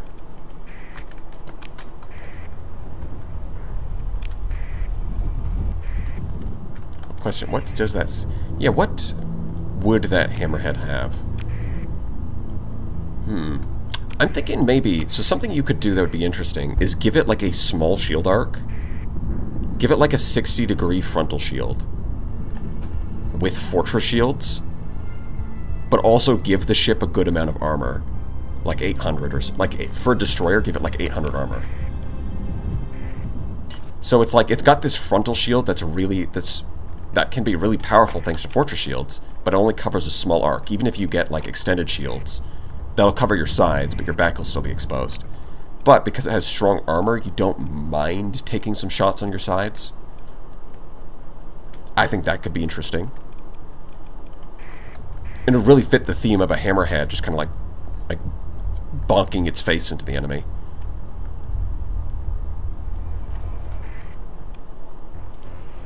One kit bash reverse sprites and put guns on engines. Oh god. That's the real monstrosity. Yes, we're gonna put these in storage. Oakley dokley. Remnants, here I come. They won't even know what hit them.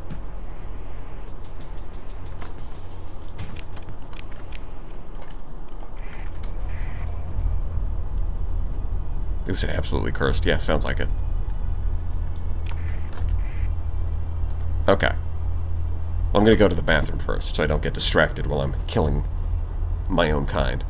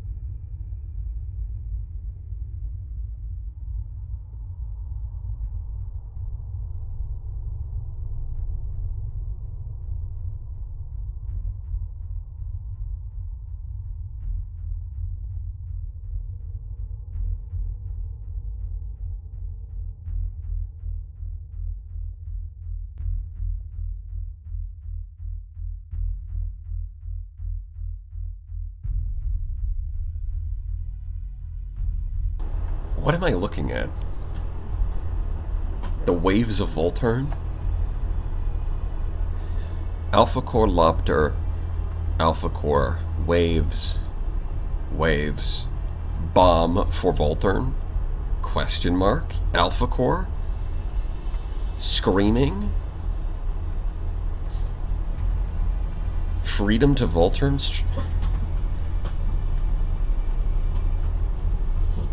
Yes. Well, let's move on. Which one is it? I was, one of these has a red. Yes, it's Bassan.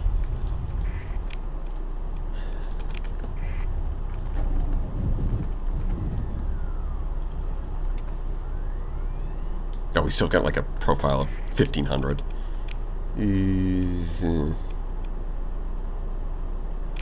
Maybe I should start S-modding insulated engines on some of these things. Or I guess I should S-mod survey equipment, and then I'll just get regular insulated engines. Will bring them down to the same level as these ships. And then I guess on these things I get some like high resolution sensors. Please don't make me want to visit Volturn now. You are going to Volturn is the new you're going to Brazil. How about that? Oh my god, 3,000.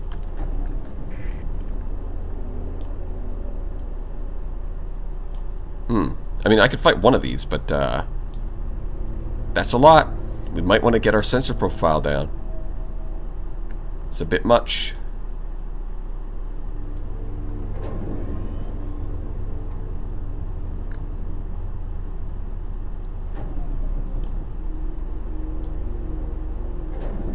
Get a little bit further. There we go, okay. So I think only they can see us, which means I can start changing direction.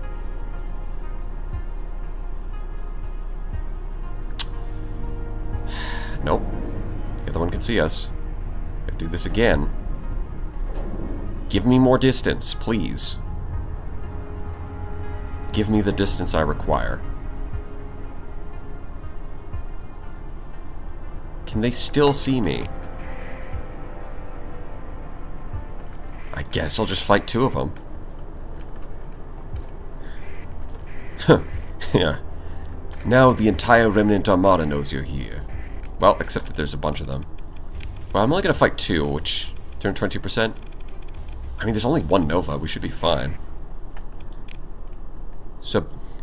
I mean, you're talking big smack for a guy only worth 322%.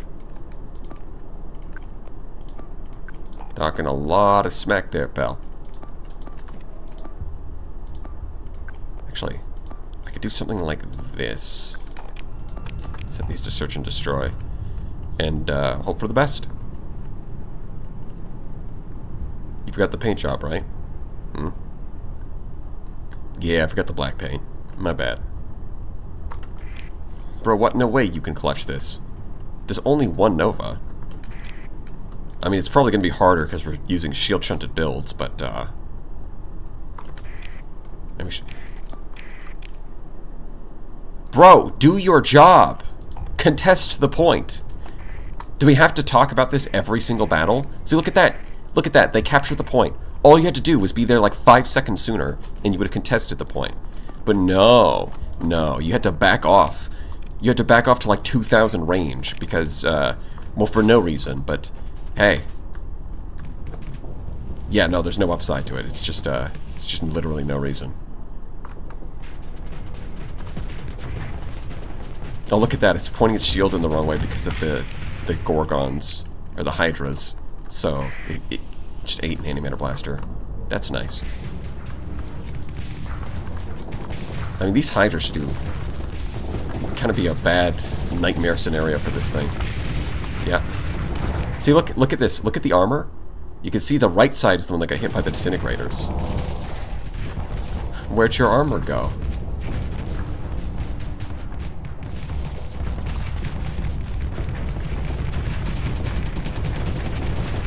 There's a hole in its armor, and it's... Yep, and then the auto-lances just finished it off. Simple as that.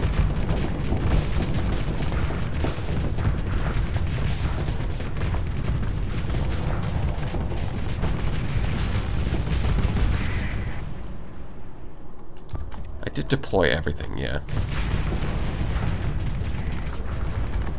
Yeah, I guess the downside to the Diable avionics tug is that this doesn't have civilian Great Hull mod, which is mostly a downside, but in vanilla it would also mean that it doesn't count towards your skill soft caps. But with, I guess with second in command, that's not really a concern at all.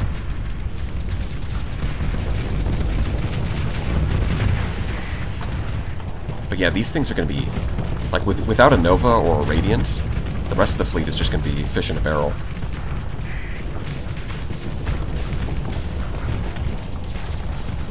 Something that only gets magnified by second in command.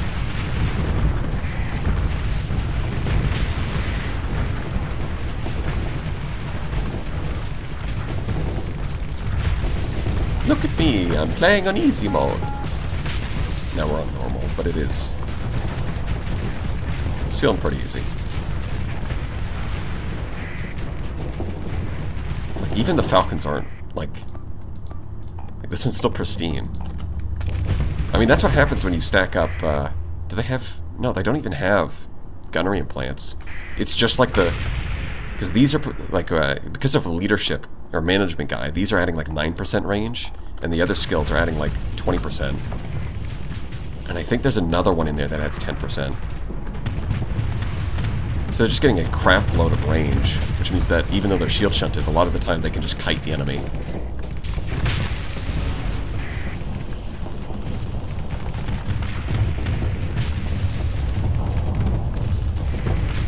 Turtle loves fish in a barrel. Otherwise, they always escape. Yes. Biology.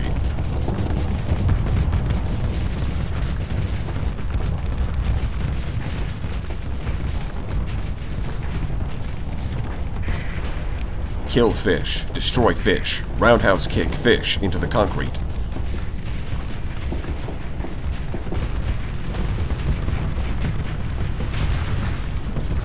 I'm not even firing my missiles now, I'm just kind of shooting at them. Let's vent. Look at all these carriers.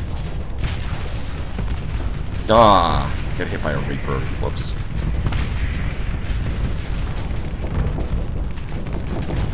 Son of a bitch.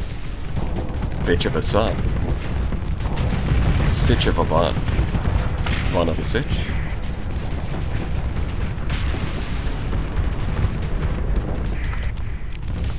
Yeah, I mean, I don't feel like we're clutching it. I feel like we're stomping it.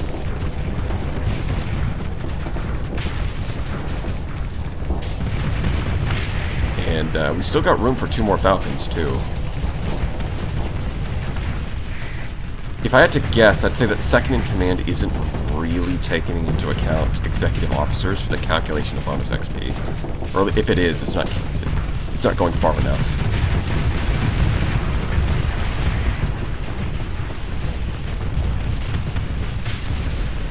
I had a coffee and I thought, thematically TT variant could be fleet sent to research scavenge threat. And Luddic Church variant could be Order of Knights of Lud, knowing if the Dweller is sent to kill it. Yeah, maybe. Hi guys, remember to file your taxes and don't listen to League propaganda. Well, Kit, BW, I have bad news for you.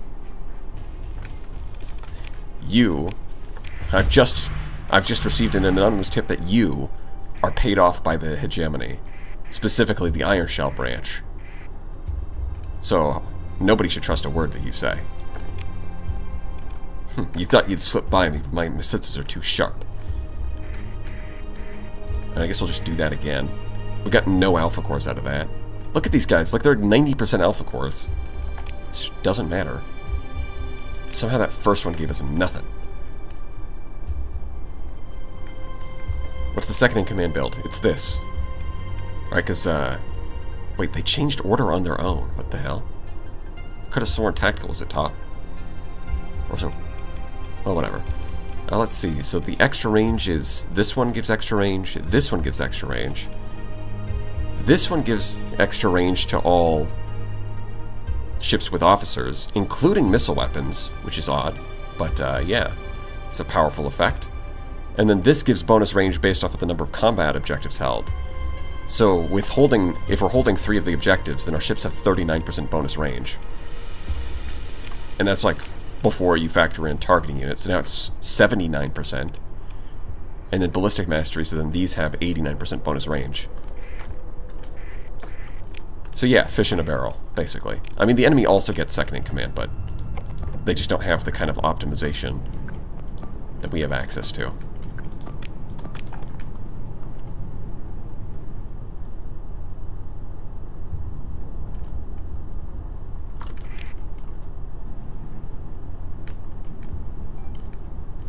Yes, please charge the point, yes. chance. I'm even gonna set ignore so that you don't act stupid. Damn. I mean, if it's a glimmer, it can make it there in time, but the lumens with their face skim are too fast. Phase Lance, go. Yep.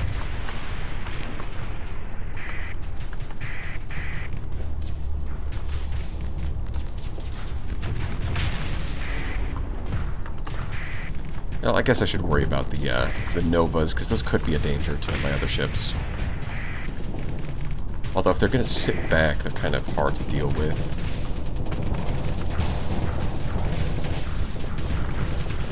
Yeah, and the nice thing is that the flux going up from what's it called? Fast missile racks should kind of bait them into being more aggressive. They think they have a chance. How silly.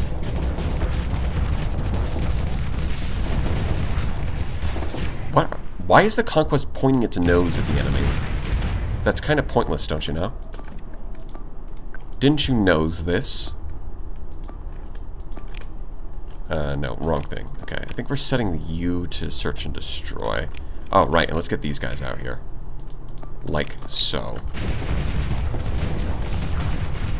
Yeah, let's block the breach missiles. Okay, keep our armor nice and intact.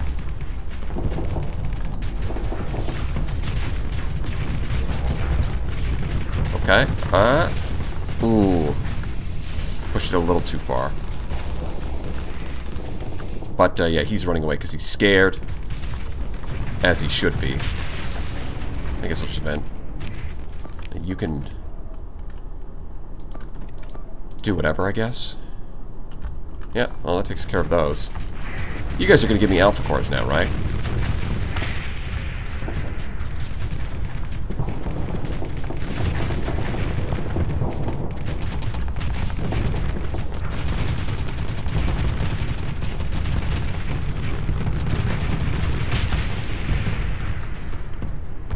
I hate Novas more than I hate Radiants.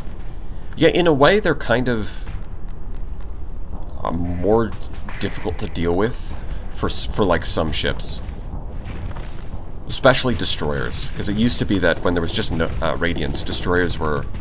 Like, the Manticore didn't need escort package. It could just do its own thing and it would be fine. It could outrun the Nova, or the Radiant. But then the introduction of the Nova, it cannot outrun that. So while the Nova's not super dangerous to like capital ships, it definitely made things worse for like destroyers. But then we got escort package, and now Manticore's pretty good.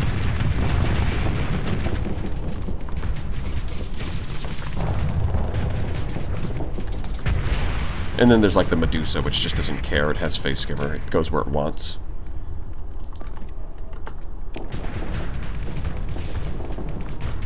The Medusa goes where the Medusa pleases.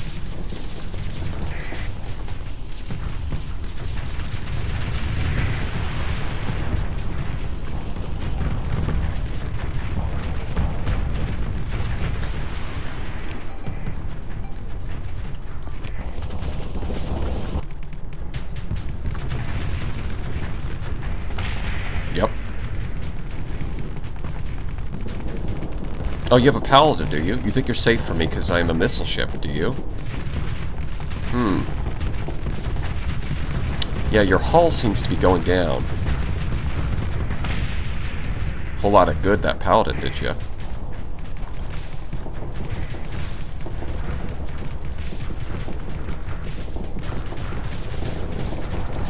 Oh, wow. Man, those range buffs you can really feel with the Sunder shooting right from downtown, those light needlers.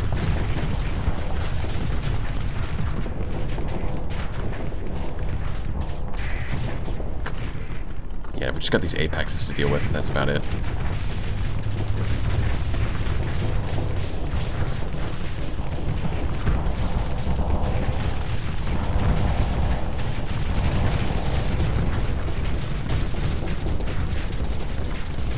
I heard quad coil works well with Manticores. Maybe? I mean, it's more accurate than a Hellbore, and a lot of the time the Manticore doesn't have the flux for Hephaestus. That might be why.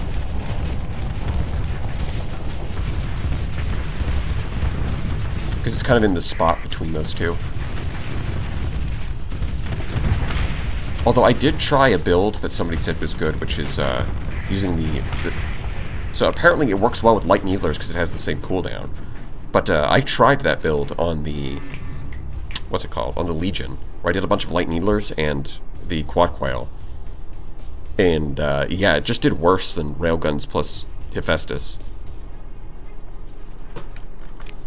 So it felt kind of pointless. Might need... Like, the quad quail might need a bit of a buff. I don't know. I mean, Suksa, of course. That makes up for the last one giving us nothing.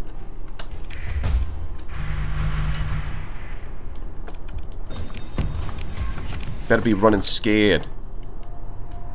Oh well, we're pretty far out. So let's just jump on over. Hop, skip, and a jump. Oh yeah, they all hanging around the jump point? That's lame. I'll just go over here.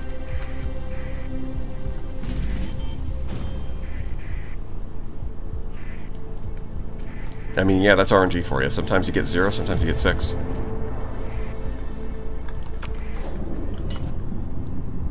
Do you know if the next version will be coming out soon? No idea.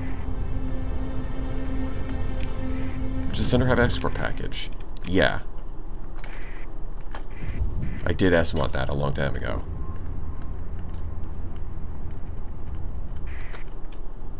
Really cool roleplay idea for my fleet, but I stumble upon cool ship randomly mid-run, then my ship's just... Yeah. I think that problem gets worse when you add more mods. Because then it's like, oh wait, I didn't know this existed. Hold on. What the heck is this? Fast picket. Oh, I just couldn't identify it. Okay.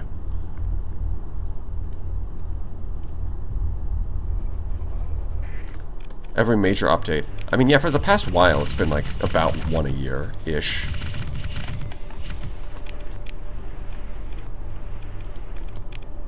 Not that that's a rule or anything.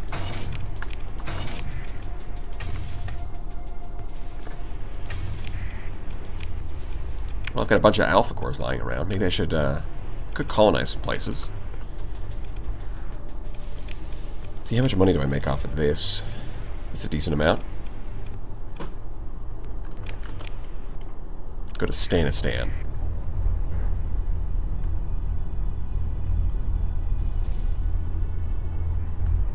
Imagine your boss looking at you and going, what the hell is this? Who the hell is this?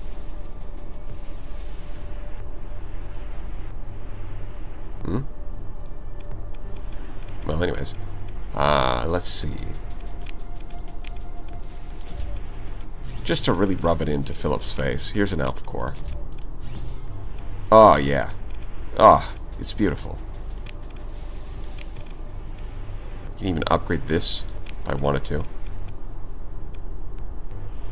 Don't think I do, though. I guess we'll just wait the 6 days for both of these to finish.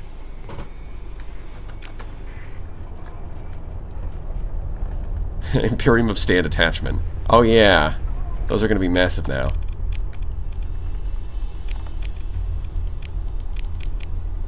Typical heavy patrol. Are you sure about that? Are you sure? Because the fast picket looks big. That looks... There we go. Okay. That's a little closer, but still not right. I mean, our detachments are pretty big at this point. Like, look at this thing. That's a lot of battle cruisers. The Satine is all over that one. It's got 9 of them.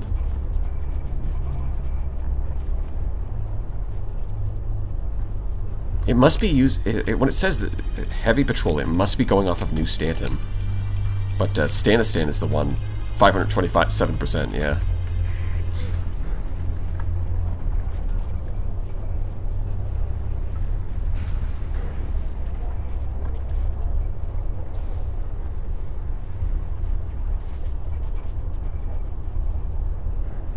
Yeah, try shipping disrupting this. Assholes. High command. And you know what? We can spend story points, which I have 14 of after killing those remnants. I was at 1. Guess they just recover pretty quickly, huh? Alright, this gives an extra heavy patrol, so we'll do that. So now we have maximum power. Alpha core. Oh, right. There's one more thing we could do, which is swap this for an alpha core.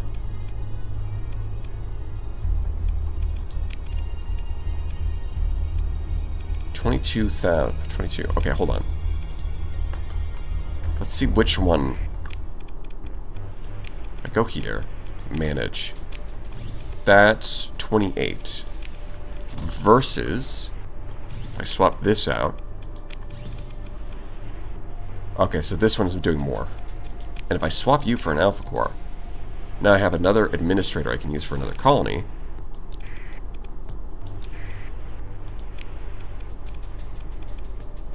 Yeah.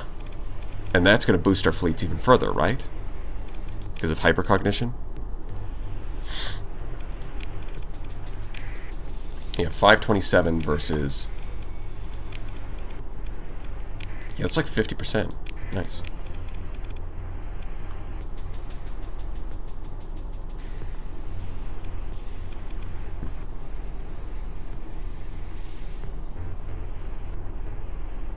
Oh, yeah.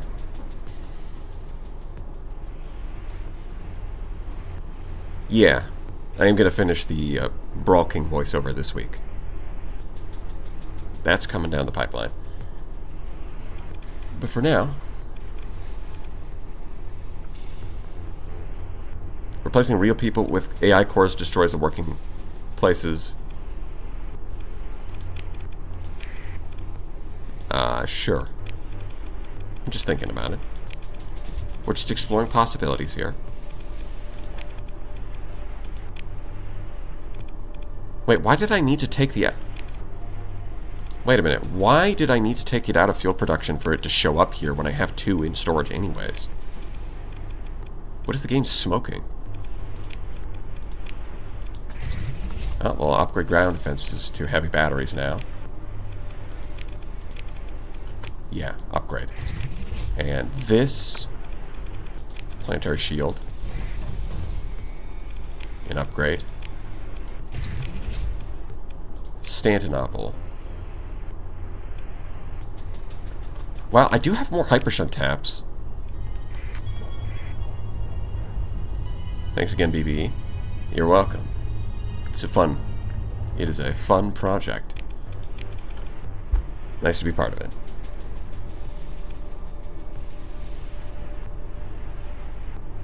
Use the command tab remote management. But I can't manage... You can't remove cores from the... If you're doing remote management, though. Like, if I go here... Like, I can't manage the I core, and I was removing them. So... Yeah, it's just a bit odd. Oh, whatever. So, yeah, let's see. And, I mean, this could get disrupted. However... I do have a bunch of transplutonics stored here anyways. And it's being supplied in faction. And this system is heavily defended now. So it should be fine. I guess it's a question of what would I even build?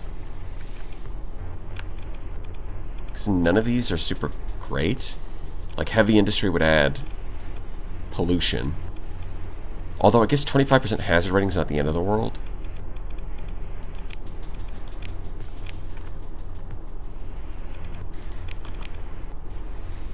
Yeah, that's the thing. That's the thing with these planets. Is like, once you get those 4 industries, it's like, what do you add after that? Because I can't do synchrotron core. This would add pollution for just like a corrupted nanoforge. This I can't do either. Well, I mean, I can build them, but I guess I could build refining. Tech mining, definitely not. And look at that, we've hit the structure limit.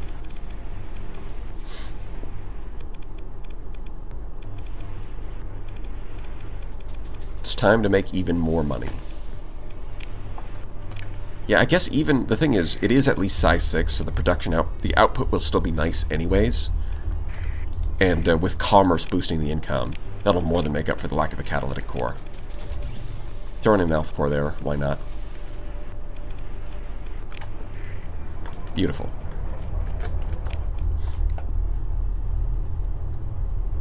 How are participants for Brawl King chosen? I I think it's just first come, first serve.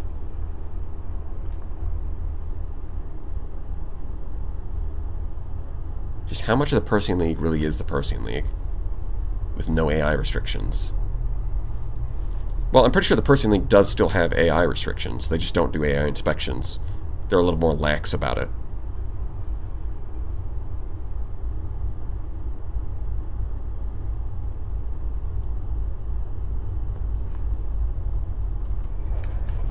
Another high command? I guess I could think of that.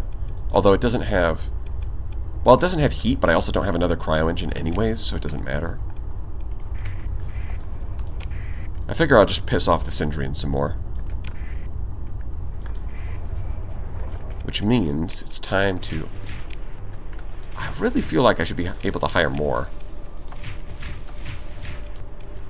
Why is this... You know, I'm going to go tour the core worlds and just hire a bunch of Marines.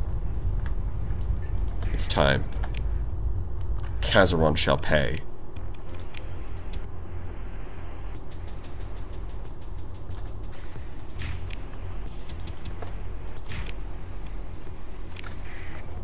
I should go pick up the Valkyries if I'm going to do this. Winter is coming.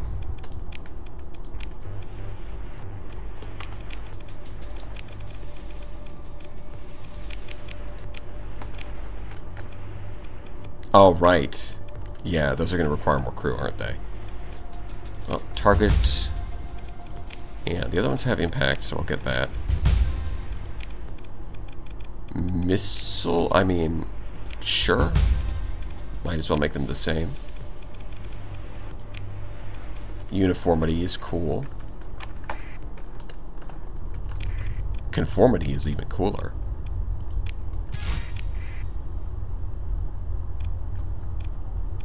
Okay, none of that match. Oh, wait, hold on. Was there helmsmanship? Yeah, there was. Okay.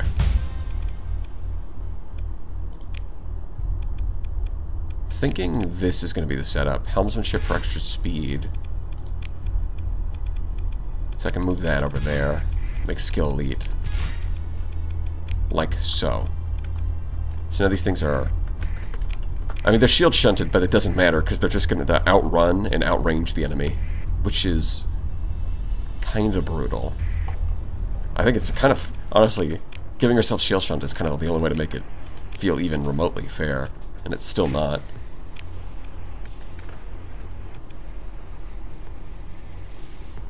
Yeah, I think that's good enough. No, I should take... No, I should take more. More Valkyries. 500 Valkyries.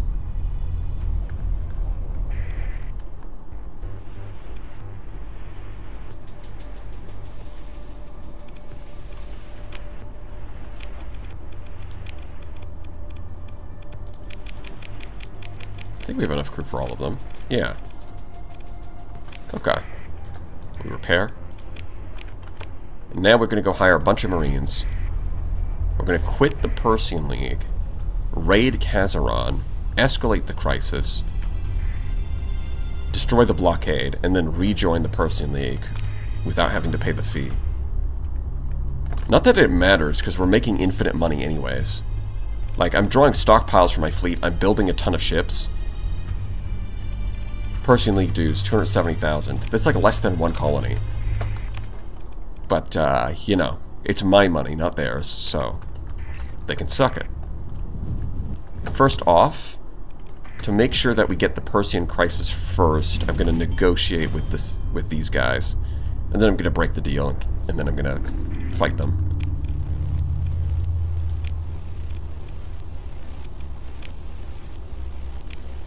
Yeah, earmarks 50% of your fuel export gross profits. Yeah. Oh yeah, can you give me some Marines to raid Kazeron? That'd be cool, thanks.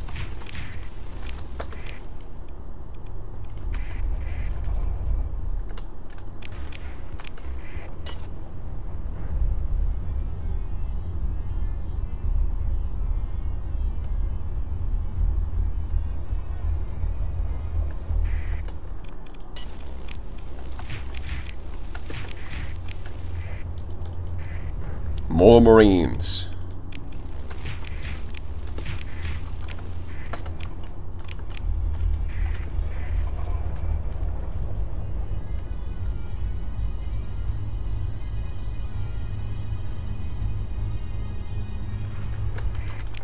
fact, I'm going to hire Marines from Kazeron to attack Kazeron. It's a genius plan. No one would see it coming.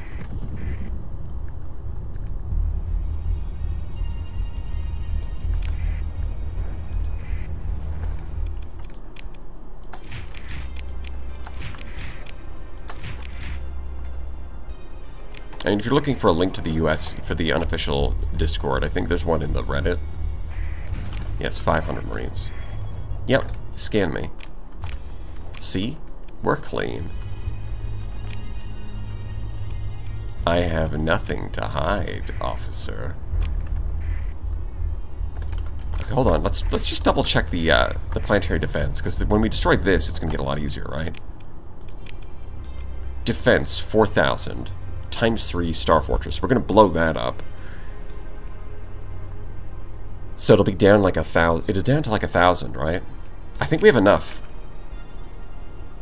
Because this combined with the Valkyries, ground support package, 100. And we have 15 of them, so that's 1,500. That's up to 1,500. So we're at like 2,400 quality. I guess I'll just go pick up the Marines at home, make it super overkill, and we'll come back with our transponder off and then blow up the Star Fortress. Actually, at this point, we're close enough that I think we could do it without blowing up the Star Fortress, which is maybe not the best way to do it, but we could do it as a flex. Your pitiful fortifications are meaningless. Yeah, we're up to like... Oh, wait, no, we're up to 3,500. Okay. So not quite. I don't think we have enough for that, but we will do this.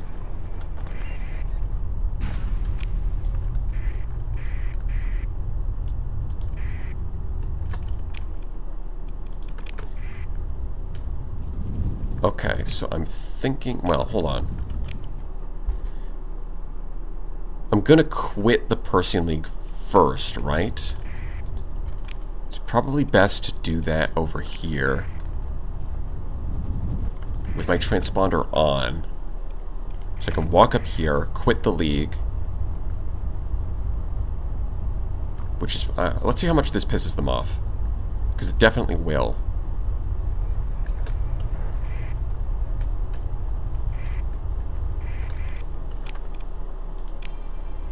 Not you. No.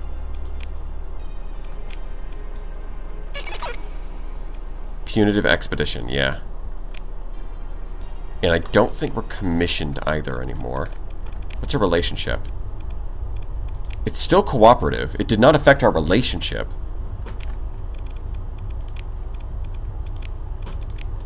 Wait, we still have a commission?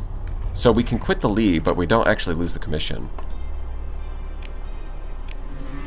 That's going to cost us 10, but that's fine. Oh, wait, does that... Oh, wait, no, hold on. I actually don't need to do that at all. I can keep my... I can just pull out of the Persian League, maintain my commission. Interesting. Okay. I'll tag this, but they're going to the wrong place. The defending fleets are outmatched. Are... Really? The defending fleets are outmatched, you say? You mean Stanistan, with 95% quality and 527% fleet size, with a story-pointed high command. They're outmatched. You don't say. I have no fuel, I forgot. Let me get fuel. How much fuel is that? That's good enough. Alright.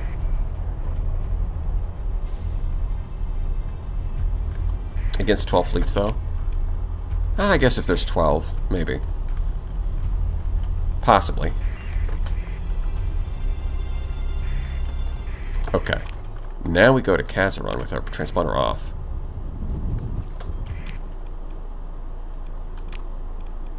I guess after this, we're going to have to stop by... We're going to have to stop somewhere. You know, we'll just go to Asconia to buy our fuel. We could just gate there, it's fine. Okie dokie, transponder off. They don't know who I am. I could be anybody. Oh. Right, the most annoying mechanic in the game. So the thing is, if they touch me, and I say, no, I'm not turning my transponder on, I get hit with a reputation hit. So we get reputation hit. Then if I don't, I get a reputation hit. I think I'm just going to talk my way out because it's the only viable option. Because, like, if I do this, then I'm going to take another 10 reputation, which is kind of nuts.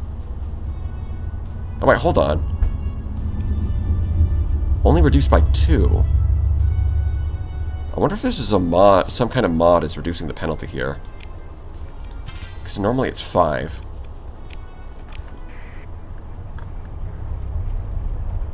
Yeah, I'm just going to talk my way out of it.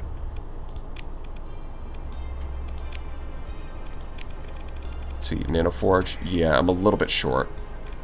But if I destroy the Star Fortress, it'll be a lot easier.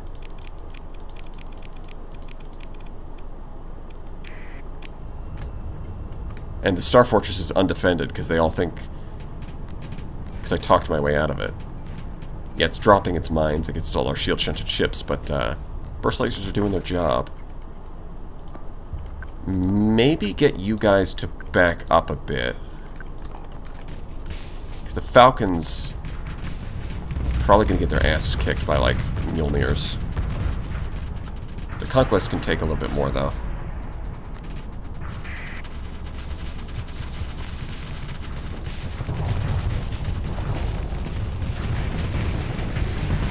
Ooh, Dragonfires. And they're gone.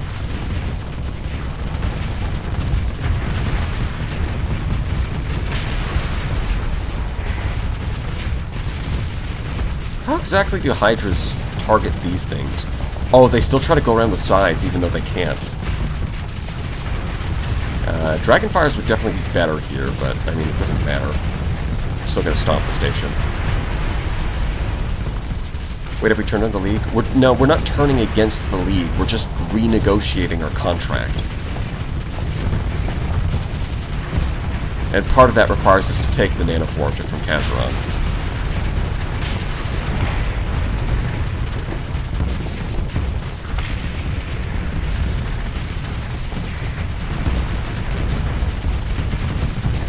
Don't worry, it's still not as stressful as negotiating your salary in real life.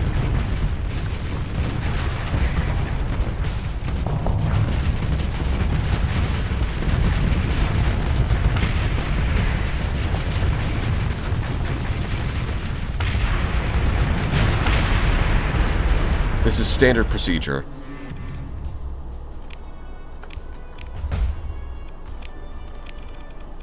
What? Oh, I was going to say, we can't do it? No, we can. Extreme casualties, but we can do it.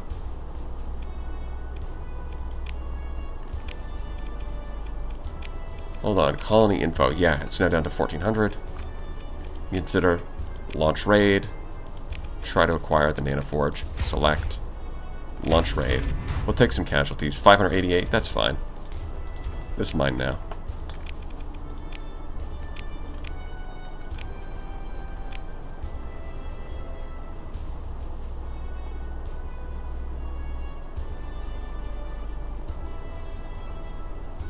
Demanded to show force.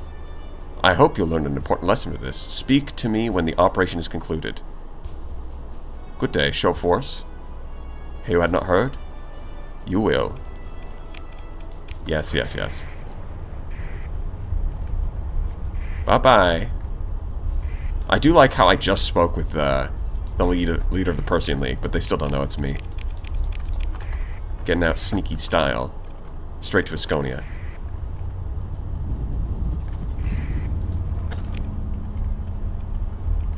Spire fuel. Yeah, it does look like after quitting the League, I do need to deal with the fleets that are now coming for me. And since they said, I hope you learn a lesson from this, I guess the implication is that this isn't, they're not trying to kill us, they're just trying to teach us a lesson and bully us back into joining the League. But, you know, we'll see how that works out for them.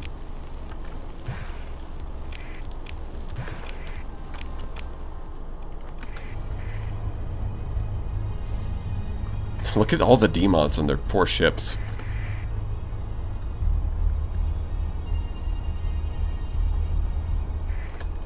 Yeah, goes through the gate as the only person. They still can't figure it out. It's like, who was that? I don't know, but he was really blue.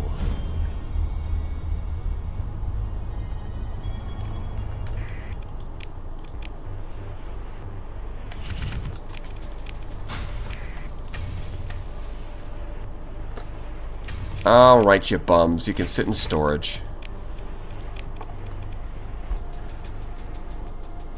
And I still got 2 alpha cores, I guess.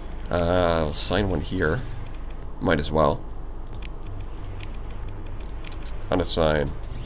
Yeah, it's like 2,000. Like the reduced maintenance cost, giving us like 2,000 extra credits, which at this point is not much.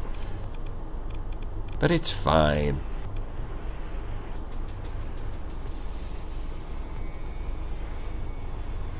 Technically makes it more powerful, which is good enough for me. Oh, right. Of course, the Marines still got... It's like, even with Kanta's protection and a high command in the same system, yeah, the Marine still gets disrupted, of course. Stanistan. No disruptions, though. Can't touch Stanistan. No, sir. I wouldn't even think of it.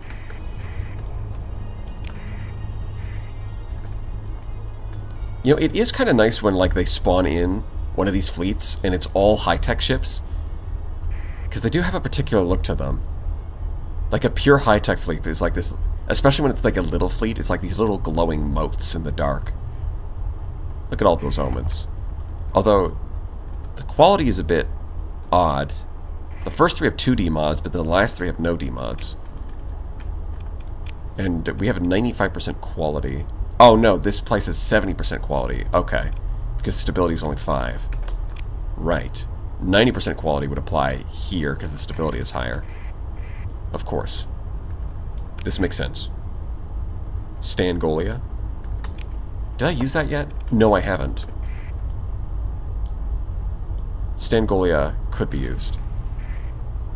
Investigators? Oh, right! Yeah! I forgot. Those guys are going to come back now that we're not in the league.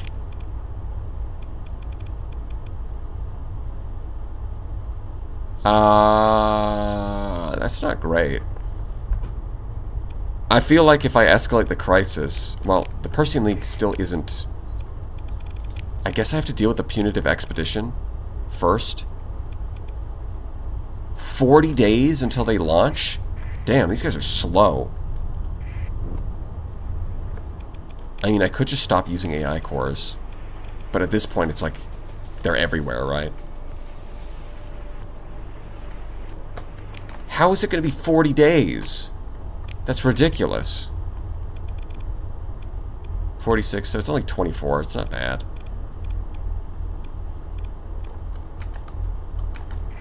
Bro, the League is... I thought that the punitive expedition would be a lot faster. They're really taking their time with this one. No wonder the fleets are so strong.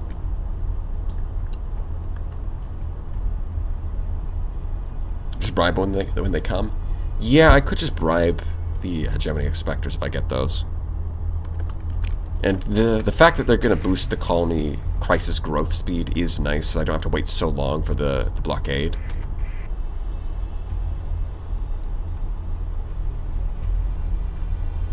Fight them on the orbit of Kazeron. Oh yeah, they're going to launch from Kazeron, right? Okay, hold on. Let's try this. Are they... It says that they're going to launch in 40 days, but does that mean that they're there now? I mean, we were just at Kazeron.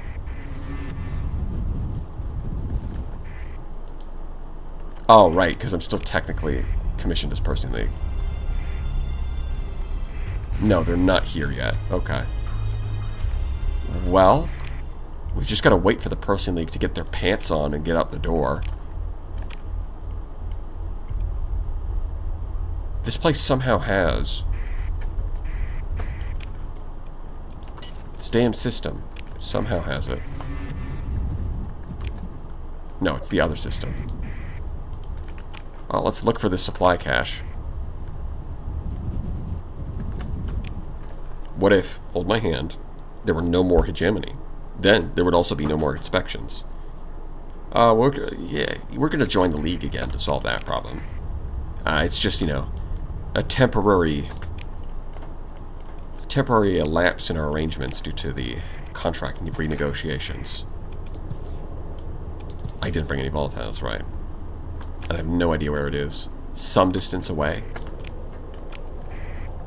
It's gotta be on the inside of the ring system, then. There's no way it'd be some distance away and then be outside this ring.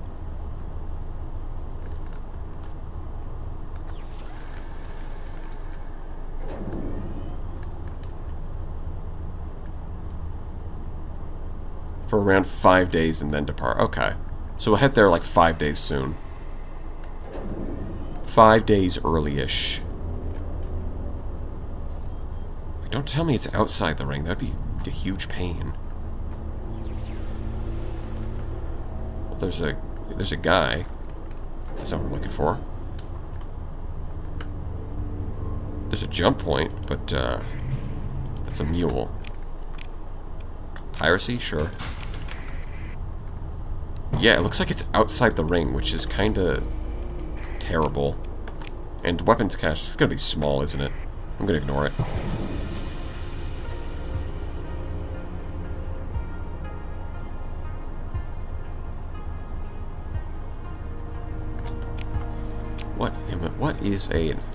What's a core to do?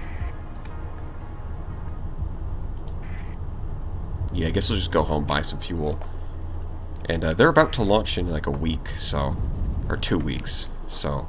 There's plenty of time to just do this. Or it's the right amount of time.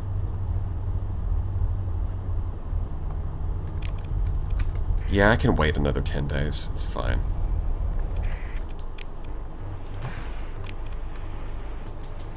Okie dokie then, let's get ready. Is there any way to artificially cause a pirate raid on the system? Well, if you raid the right facilities in a system and lower their stability, that'll increase pirate activity. Hey, look at that, 1,000,000 credits. Beautiful.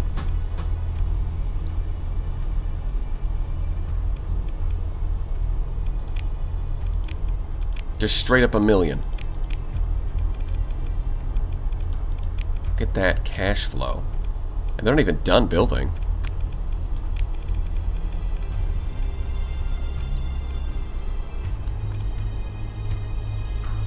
Man, it's beautiful. Defenses, 2,300. Yeah, I guess it gets a lot better. It's going to be up to 6,000 with this. Then it's going to be up to, I think, a 9,000 once that finishes. And then if I put in, like, alpha cores, it'd get up even higher, but we're not worried about that. It's also making a decent amount of money. Alright, League. Here's your last chance. Maybe defeating this expedition has the same effect as beating the blockade. I hope so. Because if I have to defeat both, it feels kind of redundant.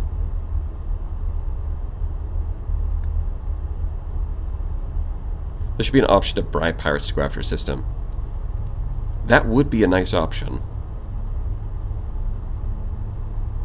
I mean, I don't think it would really be all that practical, because it's not like you get much. I guess it would distract patrols, and that could be useful, but, like, there's not much to be gained from that, and it's costing you credits. So it'd be a nice roleplay option if you just really hate some faction.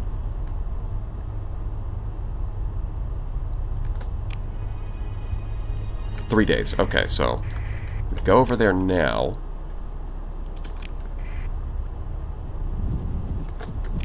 There should be a bunch of these assholes. No? Where are they?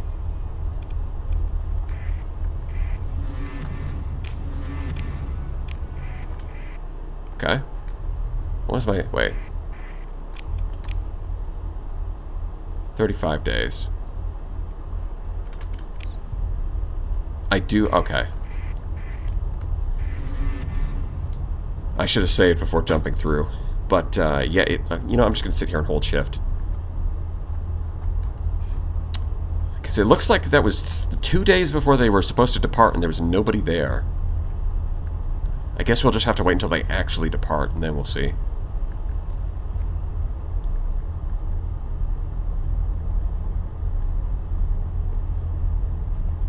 Yeah, it's chat talking time, yes. It's the unique time when I talk to chat, which is something that I don't do the other times. Well, I am late, at least.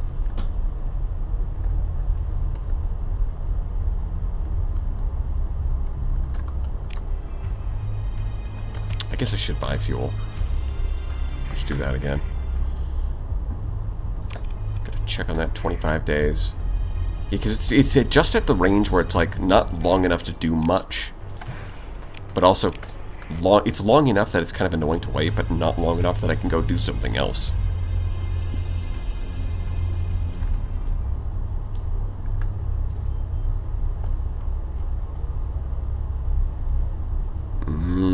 Midline engines.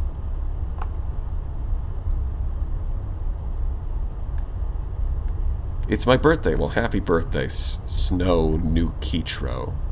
Snow New Kitro.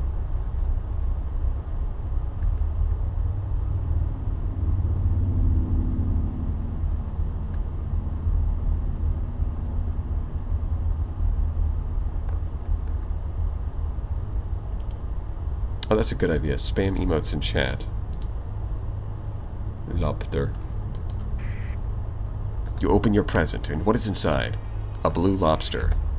You didn't ask for this. You didn't want this. And yet there it is.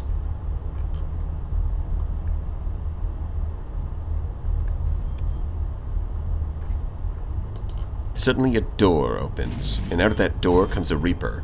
It explodes into 1,000 colors. It strips the armor off your house, leaving your hull exposed. But at least the colors were pretty. It makes for good birthday fireworks. Oh, wait, hold on, chat. There we go. Is there a way to send you a screenshot from my game? I've seen some weird stuff I want to share with this community. Well, there is actually a weird little function that YouTube has added where apparently you can have, like, viewer community posts. I'm not sure how exactly that works, but I have it enabled.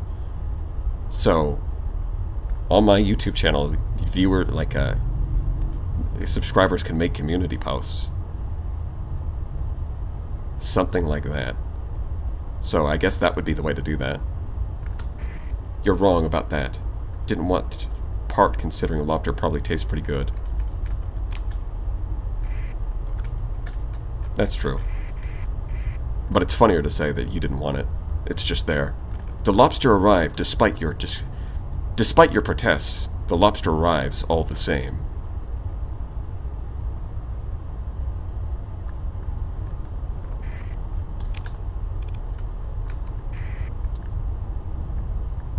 Okay. Fleet deployment imminent. Okay. Okay. Okay. Surely there will be a fleet there now. Right? There will be guys. There's just a detachment. Why is there just a detachment? How long must I wait, Kazeron? Well, Seymour, I've made it, despite your directions. Aurora Borealis. At this time of day, at this part of the cycle, in this part of the sector, localized entirely within your high command. Yes. May I see it? No. What?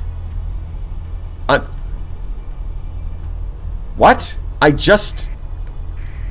Huh? That doesn't check out. I saved when it said deployment imminent. And now you're telling me there's 19 days? Where'd that come from? You must learn your lesson. Apparently this is a lesson of patience. Apparently. That's steam from the delicious steamed lobsters we're having. No, old family recipe.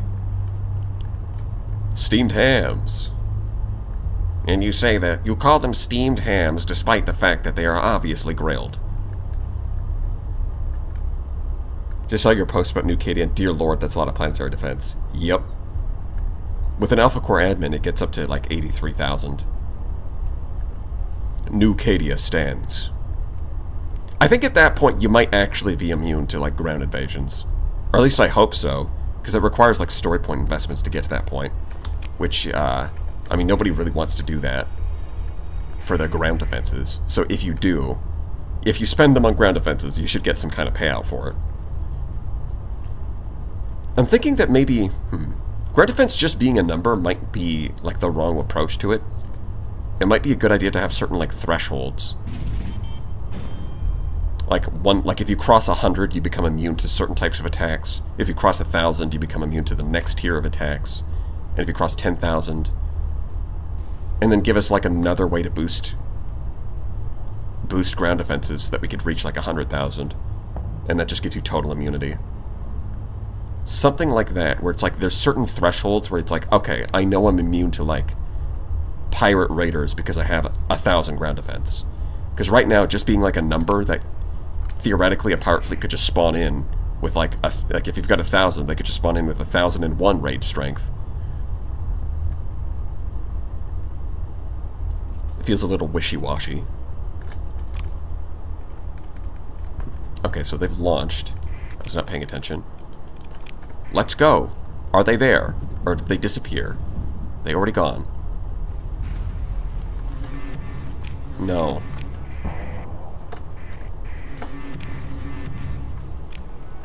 Whatever. I'm just here to check. Yeah, I don't know where they are. They probably left already. 8 days. We're in some kind of purgatory. That's all. You know what? Let's just wait outside the system. Fuck this. I'm not gonna kill them at Kazeron. I'll just wait outside the system because clearly they don't want to do me any favors here. This is easier, okay? This is easier. Let's do this way. Come on, Kazeron. Show me what you got. 12 fleets? Easy.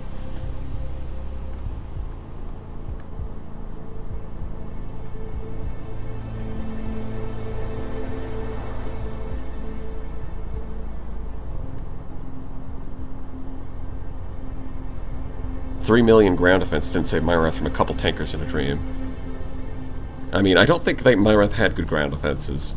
Not to mention, it was the orbital stations that were attacked anyways. That had nothing to do with ground defense. No, you'll miss out on salvage. Don't care. Do I look like the kind of bum who needs to salvage to make a living? Do I look like the kind of bum that needs to scavenge just to get by? Look at this hat. I am a prestigious Alpha Core. I can afford shit. So, is it just me or did they not pass by? It says it's being launched from Kazeron.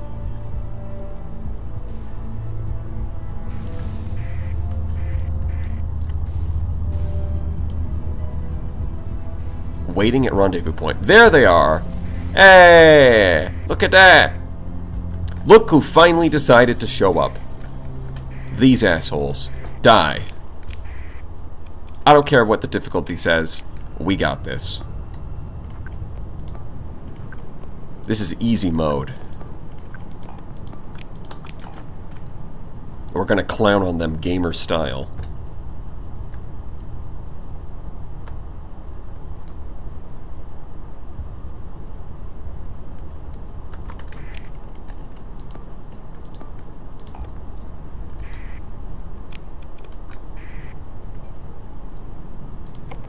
Oh, look at that.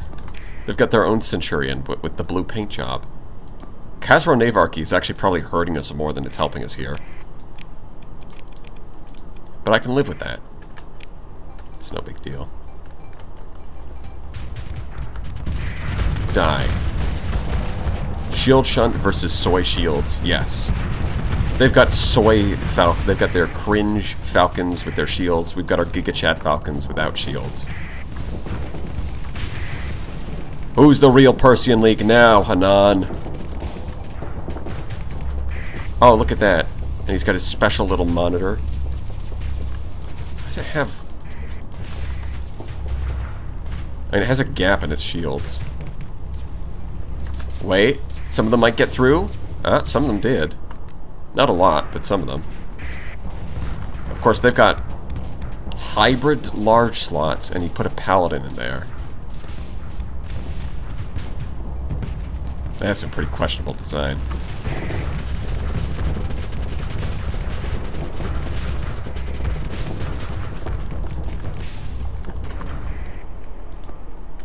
There's a whole ass conquest over here.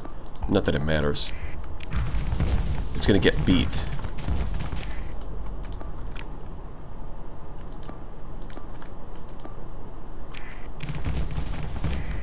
For that matter, I think I'll just put up my shields and kind of drift forward. I think I'll be fine. It's like, look at these guys. Oh, your conquest is being beaten by a bunch of cruisers. Ain't that a shame?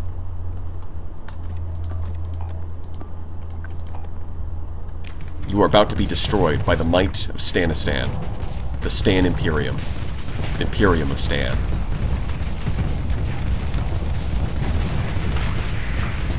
Taste Stantonian steel. Obviously superior to Kazeronian steel.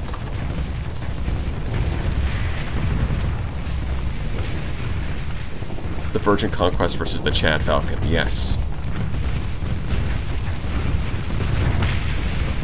I mean, I have Conquest, but mine are shield shunted, so they're goated. With the sauce. We're getting saucing in here. Burn.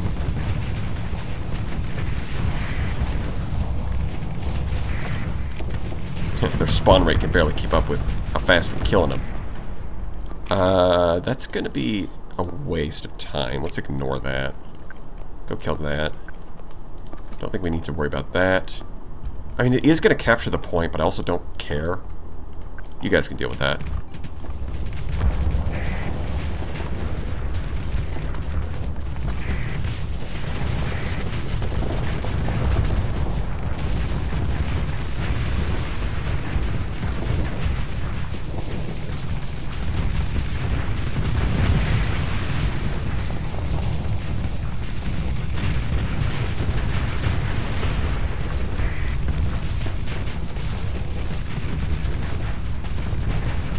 I'm just gonna keep driving up into their spawn point. I don't think they're gonna stop me. Oh, what are you gonna do? Little hammerhead.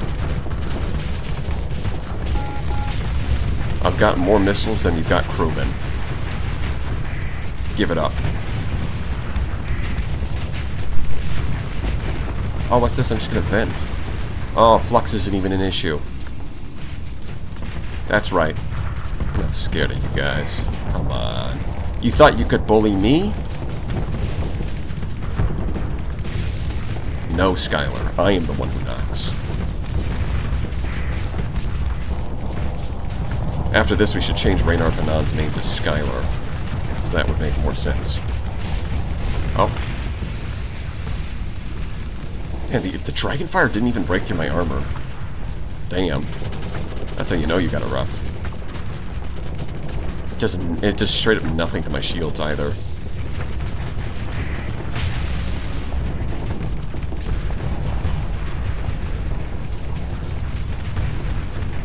Yeah, and the burst lasers have enough range that they can just shoot them down. So this is the power of the Home Depot.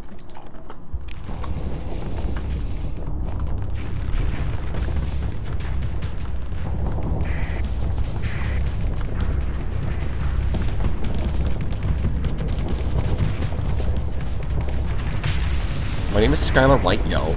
Yeah, I know that one. Absolute peak. Alright, burst lasers, shoot that down. Thank you. Good job, burst lasers. Oh! Oh! The Sunder might get itself into some trouble. I think it would be nice if it would back up, but it's actually driving forward while it's overloaded. Nope, back up. No, move backwards. Have you tried moving backwards? Like reverse? See, that would actually help your situation a lot. I know it's like a novel concept for the AI, but like, if you're overloaded, and it's I don't know, sometimes when they're like an escort, they just decide, yeah, I'm overloaded, but I need to help the flagship. Look at them. Look at them. They have nowhere to go. Oh, the humanity.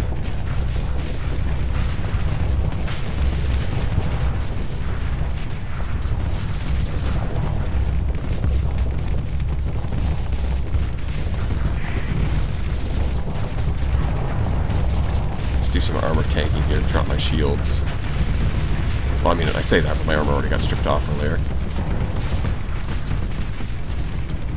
Although we're not really taking much hull damage, so we're fine. They're still spawning in. I think. There's still more.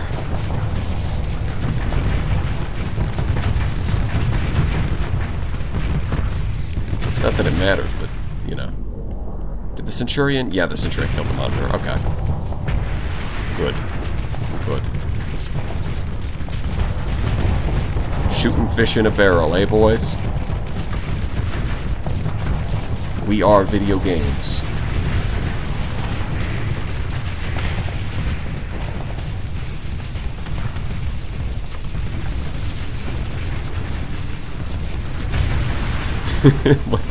What is this? I mean, we made Remnant look kind of like it pretty easy, so yeah, I guess it's not too surprising, right?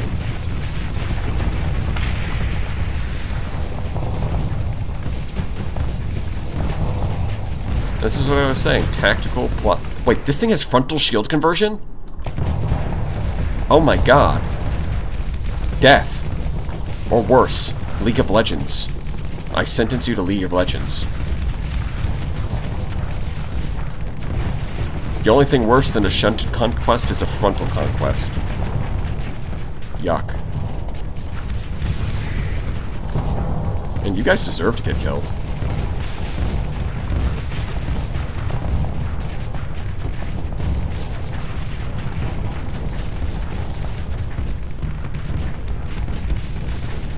Well, I mean, if they... I'm thinking about it, because they did program specific dialogue for this situation. So I'm guessing beating this fleet is going to count as beating the blockade for the purposes of rejoining the League. Probably. It's probably the same thing.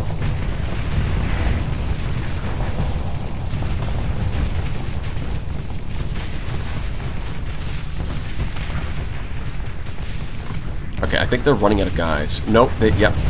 They're starting to run out of guys. They're deploying the, Alright, let's click on the... Look at this thing. Look how many enemies we've killed. And the shield-shunted conquest's still in good condition. The Falcons... They've taken a bit of damage, but they're still in good condition.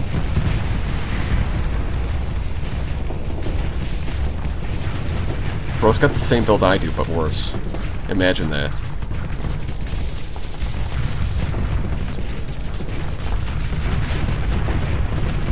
Come here.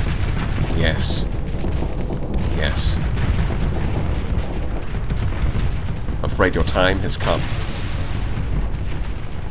And it's also over.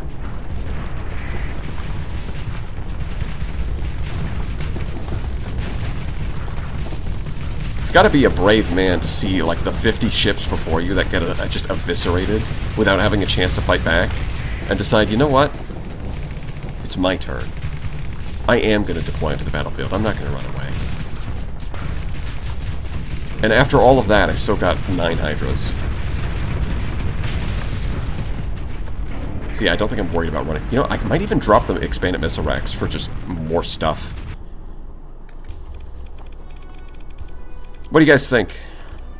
475%? Nah. Oh, they're re-engaging too. A bold choice, but a bad one nonetheless.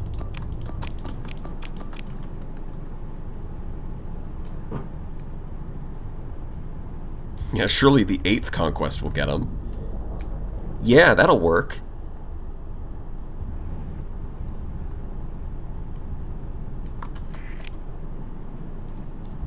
The hedge could never.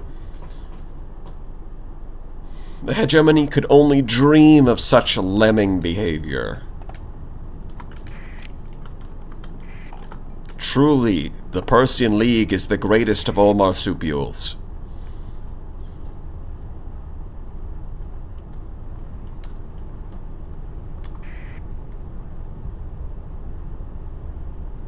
Sir, a second engagement has hit the fleet. Yes.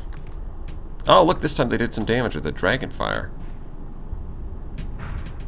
Although this one was probably damaged already. I guess that would explain that. Alright, let's just kill this guy. I mean, look at him. Look at his hull! What does he think he's doing?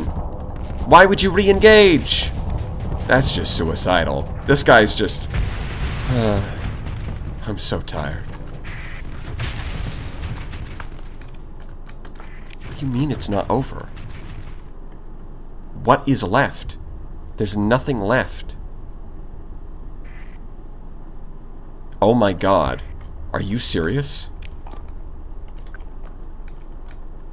This guy is still intent on fighting. The single wayfarer. He's not giving up. He's got a single wayfarer in a dream. The last hurrah. This is the League's #1 believer. Yeah. Sorry. Okay, is there anything left? No, yeah, okay. Now we can pursue them. Finally.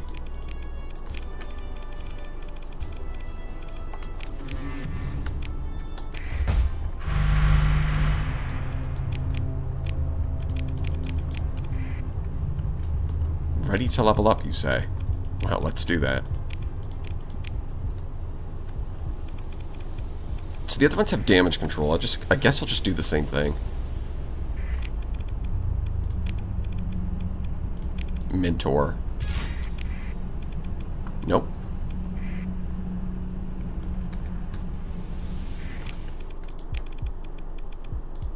Mentor. Damage control. There we go. Beautiful. There. Oh, right. That was just 7. So it's not over yet. I managed to hit them when there was like 5. Or there was like 7 fleets out of the 12. I mean, I could just go back in. This thing took some damage, but it's fine. I guess I'll wait a day for the... I can wait like 1 day for the combat readiness to recover there.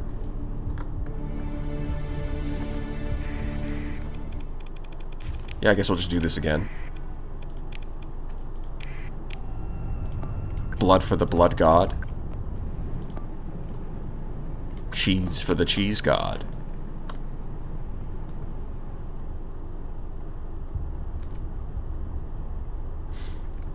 All of those ships for a meager 5% minus combat readiness. A single drop of blood.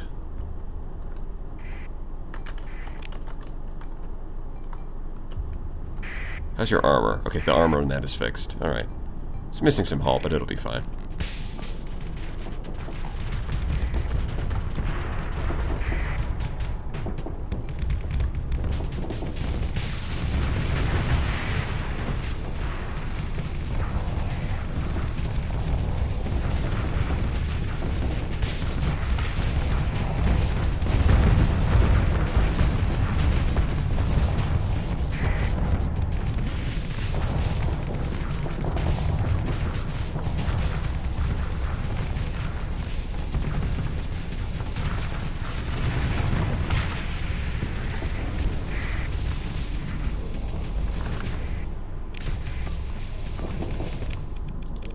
Yep.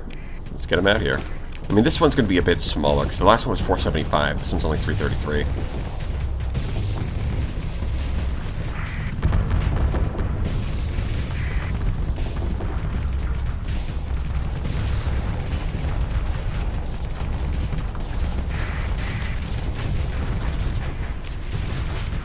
Why are we attacking our own forces? It's just a very heated negotiation, Agent Orange.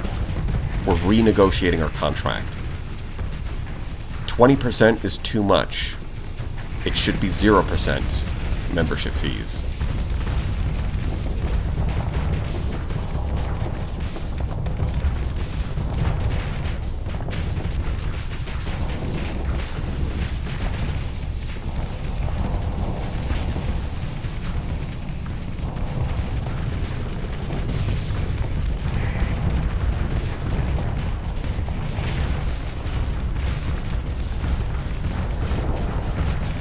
I don't care if you've got paladins, you can't shoot all of these down.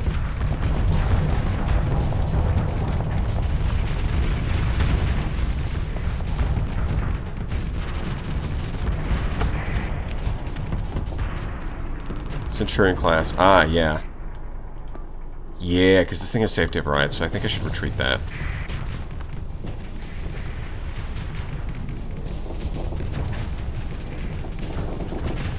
Get him. Kill him.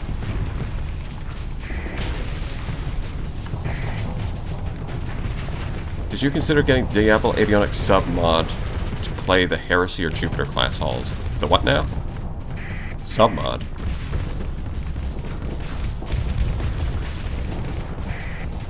I don't know what that is, but it sounds cool.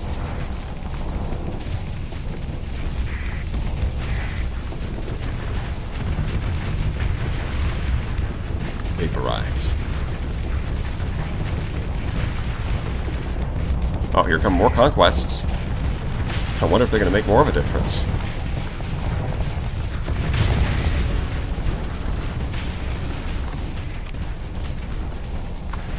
All of this noise over one meager spacer, choosing to withdraw from the League.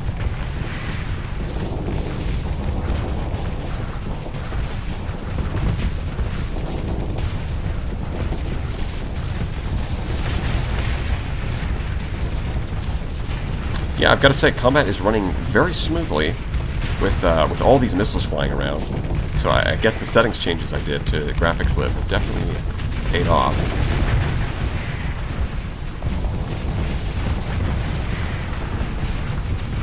Disco baby.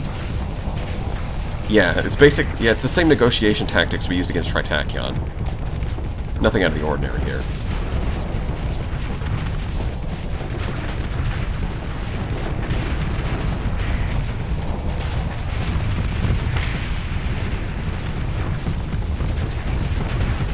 Oh my god, it's so ridiculous.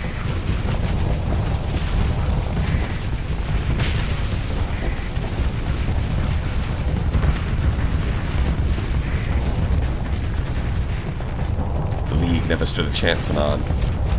Know when you are defeated.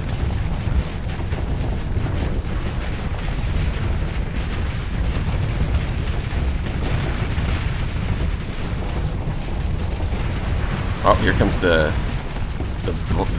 puking out dragon fires. I think I'm just gonna vent though.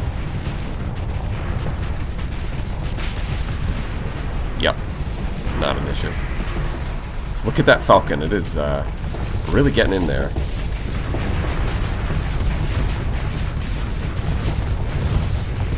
Some of the conquests are driving into the battlefield backwards at this point. It's a little ridiculous.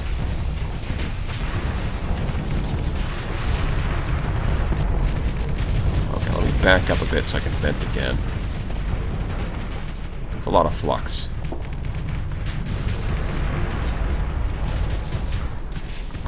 Okay. We're good. We're good. And both of these things are just quad dragonfires. They're just puking them out.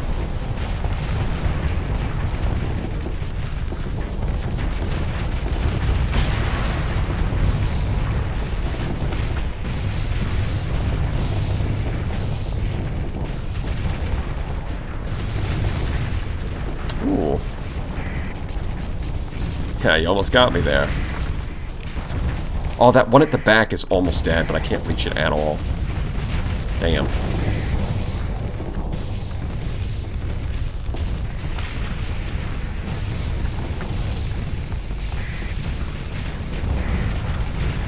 Oh, how many more are left? I think these are the last ones. Okay. think we're done.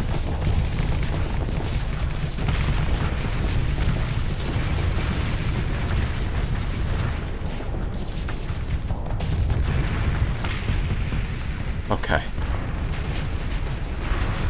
Okay. It's over.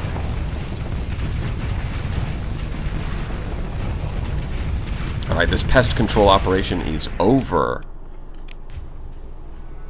Are they re-engaging again? What do you have to gain? Nothing! You've already lost. It's over.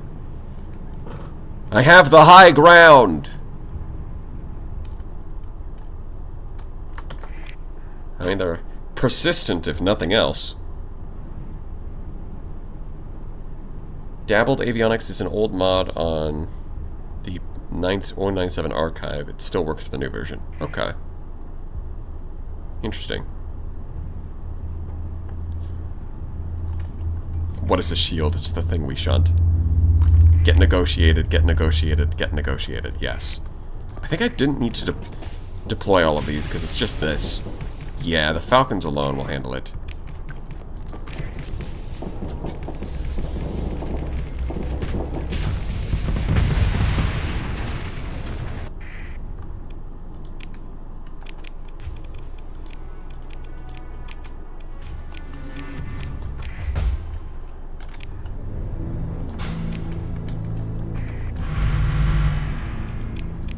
Okay, we've got established polity.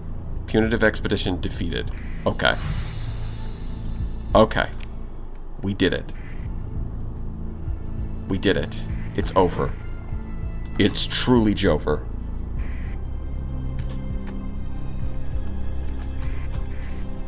Yeah, I think we did cripple the League, but that's the point. Because now we're going to rejoin the League. Under better terms, because now they need us. We did it, Patrick! The League is saved!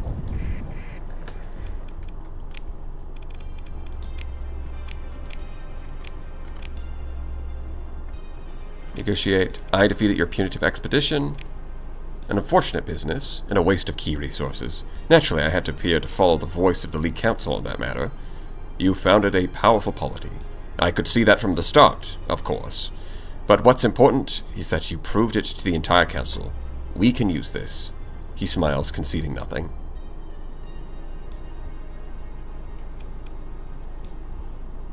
I would donate a spare I happen to have. A strange grimace appears on Renard's face.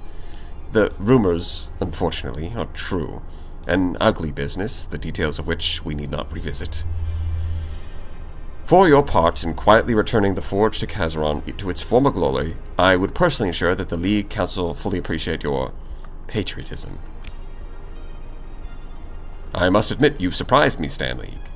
And I surprise myself when I speak, as Prime Demarchon, that the League Council will agree to waive the usual dues owed by member polities of the Persian League. I accept League membership on the amended terms.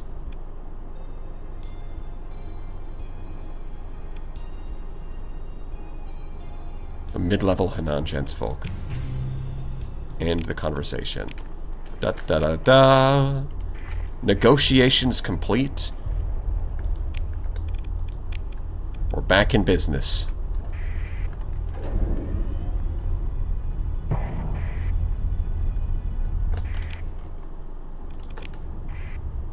Now we get 10% accessibility.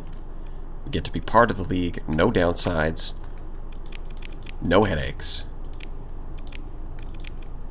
Yep, and now the hegemony is gone, so this is meaningless. Unless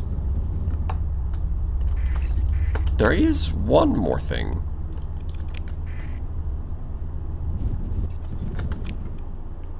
Now we can break our deal with the Syndrians. Oh wait, can I just do that remotely?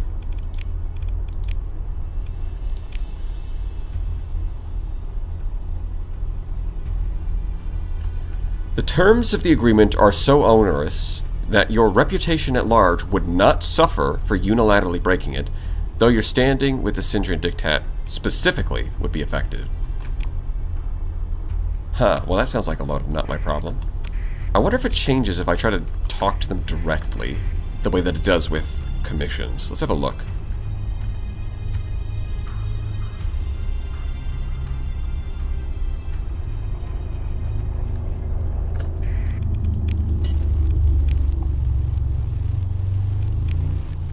I guess I can sell these metals and some of this.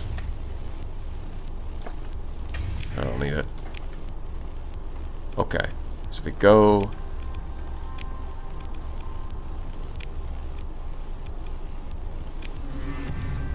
by 50. Wow. Well, anyways, that's going to piss them off. And we're just going to escalate the crisis. So now... yeah, +9. 27 story points from that.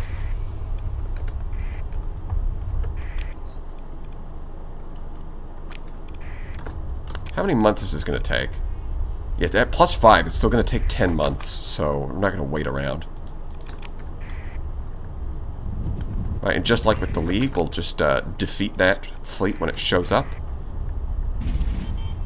And then we'll get increased money from our fuel exports instead.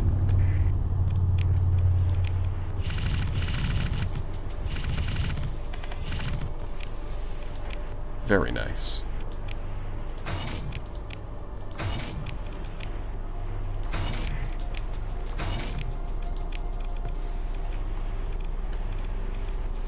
$564,000. Ooh. Oh, baby.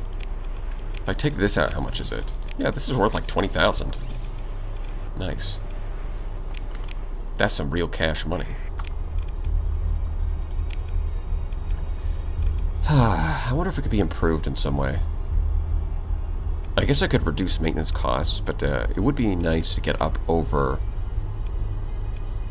600,000. Hostilities with other factions. Well, I guess that's what's hurting us right now. Spindle and the Dictat are hostile. Because if those are both not hostile, then it gets us up to like -11 from pirates and pathers. And that little bit of extra stability might get us up over the limit. But then the problem is, of course, that's just part of having a commission, is that sometimes you're going to be at war with other factions, which is, unfortunately, a requirement for being part of the Persian League is having a commission. So, yeah, not much I can do about that.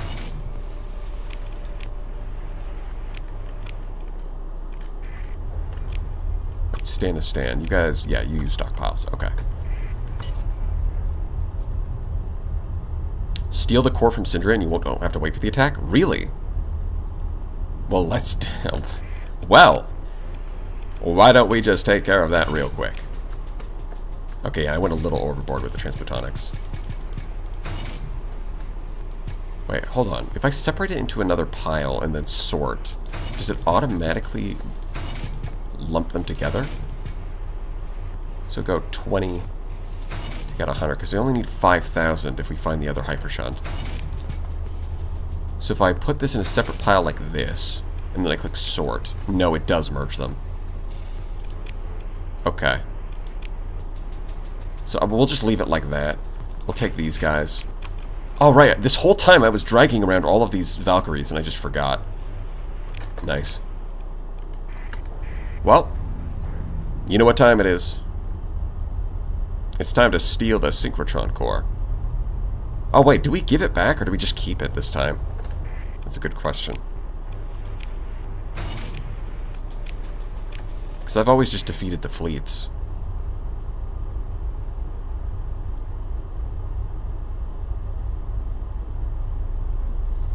Man, these are some nice detachments. And look at the quality, too. Because most of them are pristine. And there's like 30% of them, or maybe even 25% of them have like a single D-mod, but most of them are pristine.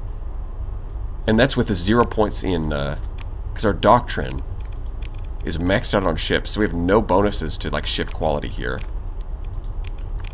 It's just that with maxed out stability and a pristine nanoforge, 95%. Oh, that's beautiful. That is beautiful. Yeah, I think these guys might, considering All things considered, these guys could have at least taken out like half of those fleets on their own. If not more. But, yeah, let's go say hello to Philip. A barren world with cold and extreme heat at the same time. Tidally locked. Yeah, that sounds like tidally locked. But, I mean, if it was a tidally locked world, you'd probably just live on one side anyways. Right? Like you wouldn't be, like, living in a space where... Yeah, having both of them stacked doesn't make a lot of sense, because then you're dealing with a hazard rating of both. 200%. That's an extra 100%. But, like, logically, you would either be on the extreme heat side or the cold side. You wouldn't somehow be both at the same time.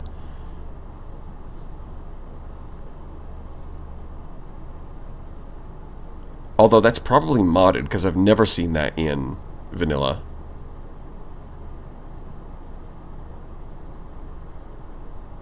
Theoretically, tidally locked worlds have a thin band of decent temperature where it's sunrise. Yeah, that's something that... The thing about tidally locked worlds is that it's going to have, like, drastically different climates depending on where you are. So around the band of sunrise, it's going to be fine. And then there's going to be a cold side and a hot side. But, yeah, Star Sector can't really simulate that kind of thing. Tidally locked would have to be its own unique condition in order for it to make any sense.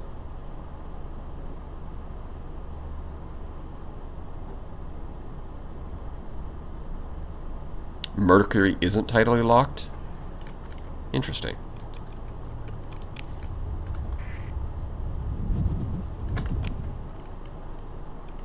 Well,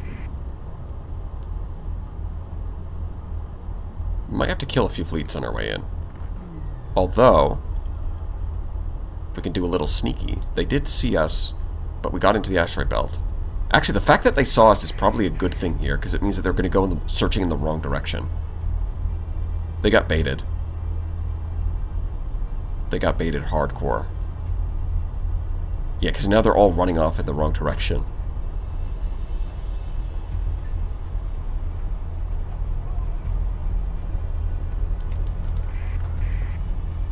Yep. Where's your... Wow, this is... And it looks like... So half the patrols got baited into going the wrong direction, and the other half just left, I guess. So... we can just do whatever we want. So we could take the nanoforge, but obviously that's not what we want. Instead, we're going to blow up the battle station. And then we're going to take the nanoforge, or the core.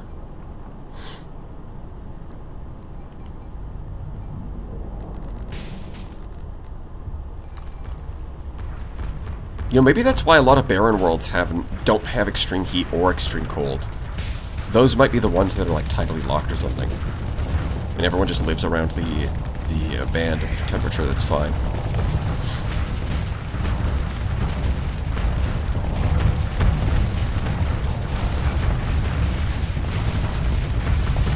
We're here to negotiate. In fact, I should probably rename my Pegasus the Negotiator. If you want to be taken seriously in the sector, you've got to bring a big stick to your negotiations.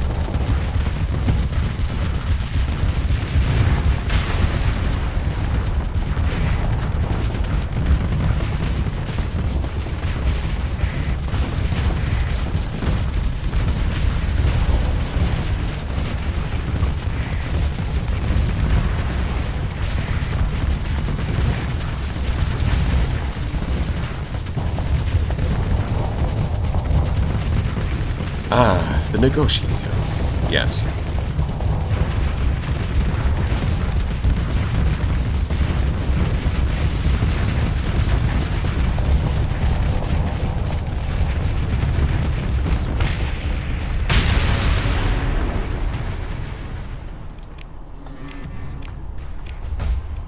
Now we can launch a raid.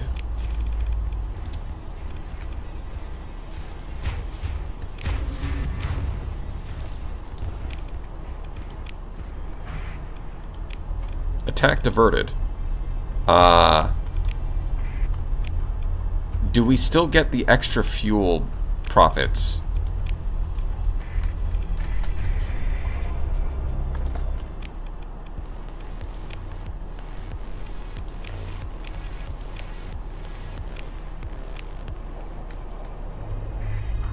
No. Well, then what's the point of doing this?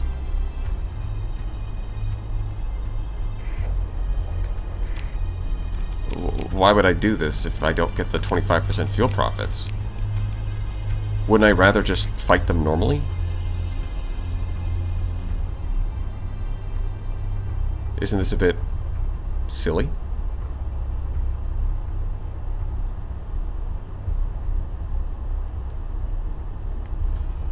I mean, you could steal the synchrotron core after destroying their fleets, right? Sure, I'll press salvage. There you go.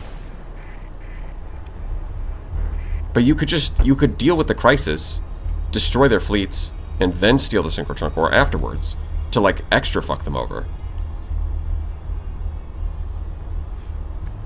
Yeah, I'm just gonna not... Okay.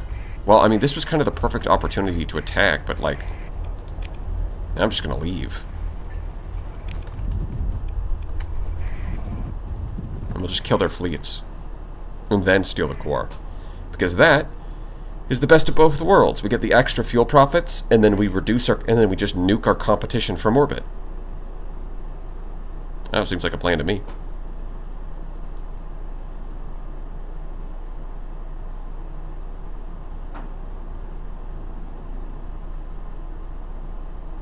Stealing it pauses the threat. Well, I don't even think that's a pause. That's like a permanent solution, isn't it? Because, like, how are they going to get another core? They're not. Not unless you give it to them, which would be odd. Yeah, I reloaded, so we're gonna do this. I use my time powers to give them their core back. Which means...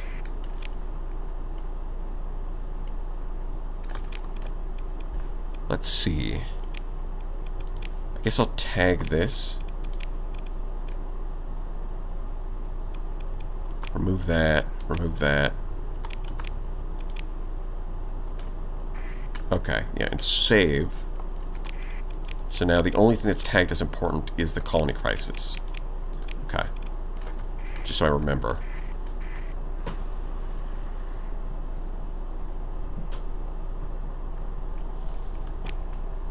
I do need some more fuel.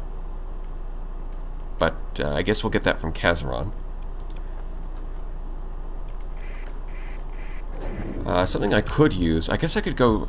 Well, I've got plenty of beta cores, but I do want to give the Century Dictat a bunch of cores, like AI cores, to boost our reputation after this whole thing is over. So that we don't have to deal with the... Sure. Those are my leftover metals.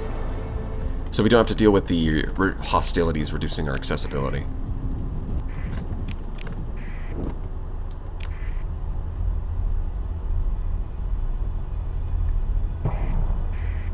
I guess we can just go back to whining about the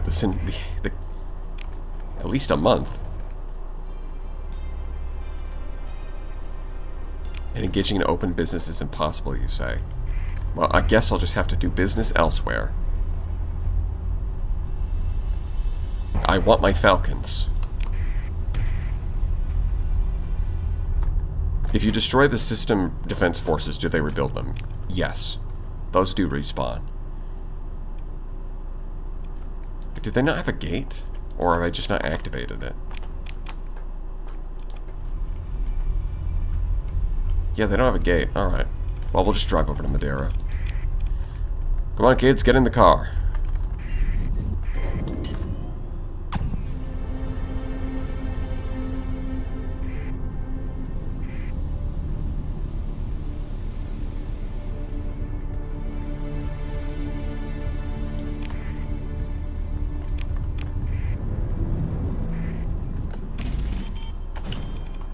Oh, we're at 29, and I want 2 Falcons, don't I? I'll have to drop, like, one of these Valkyrie. Well, I'm not going to carry them around all the time. It's not an issue. So, Conquest and Heron, yeah.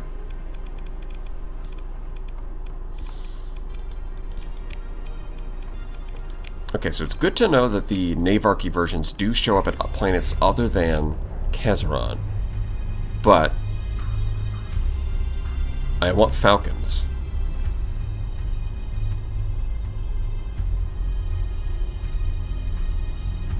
Falcones.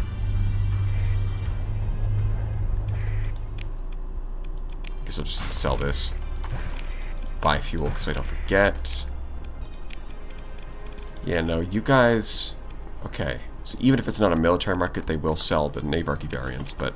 I mean, it's not a military market, so they're not likely to have much. Yeah, none of those are military either. Well, that's annoying.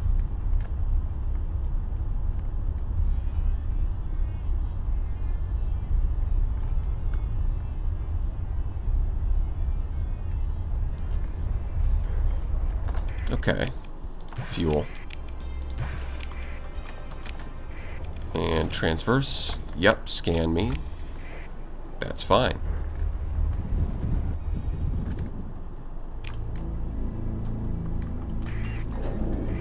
Alright. Well, I guess we'll pick this up on Friday. That felt pretty good. We did a little contract renegotiation and blew up 1,000,000 billion enemy ships. And have advanced our colonies to the point that things are a little crazy. Got a bunch of alpha cores, too, from that remnant fleet. Yeah, I feel good about stopping here. Why Falcons? Because they're perfect. Have you not seen the Falcons? Literally perfect. Shield shunt, beautiful. Not what I wanted, but it is what I needed. I guess yeah, hope you all had a good time, and I'll see you all next week. Bye-bye.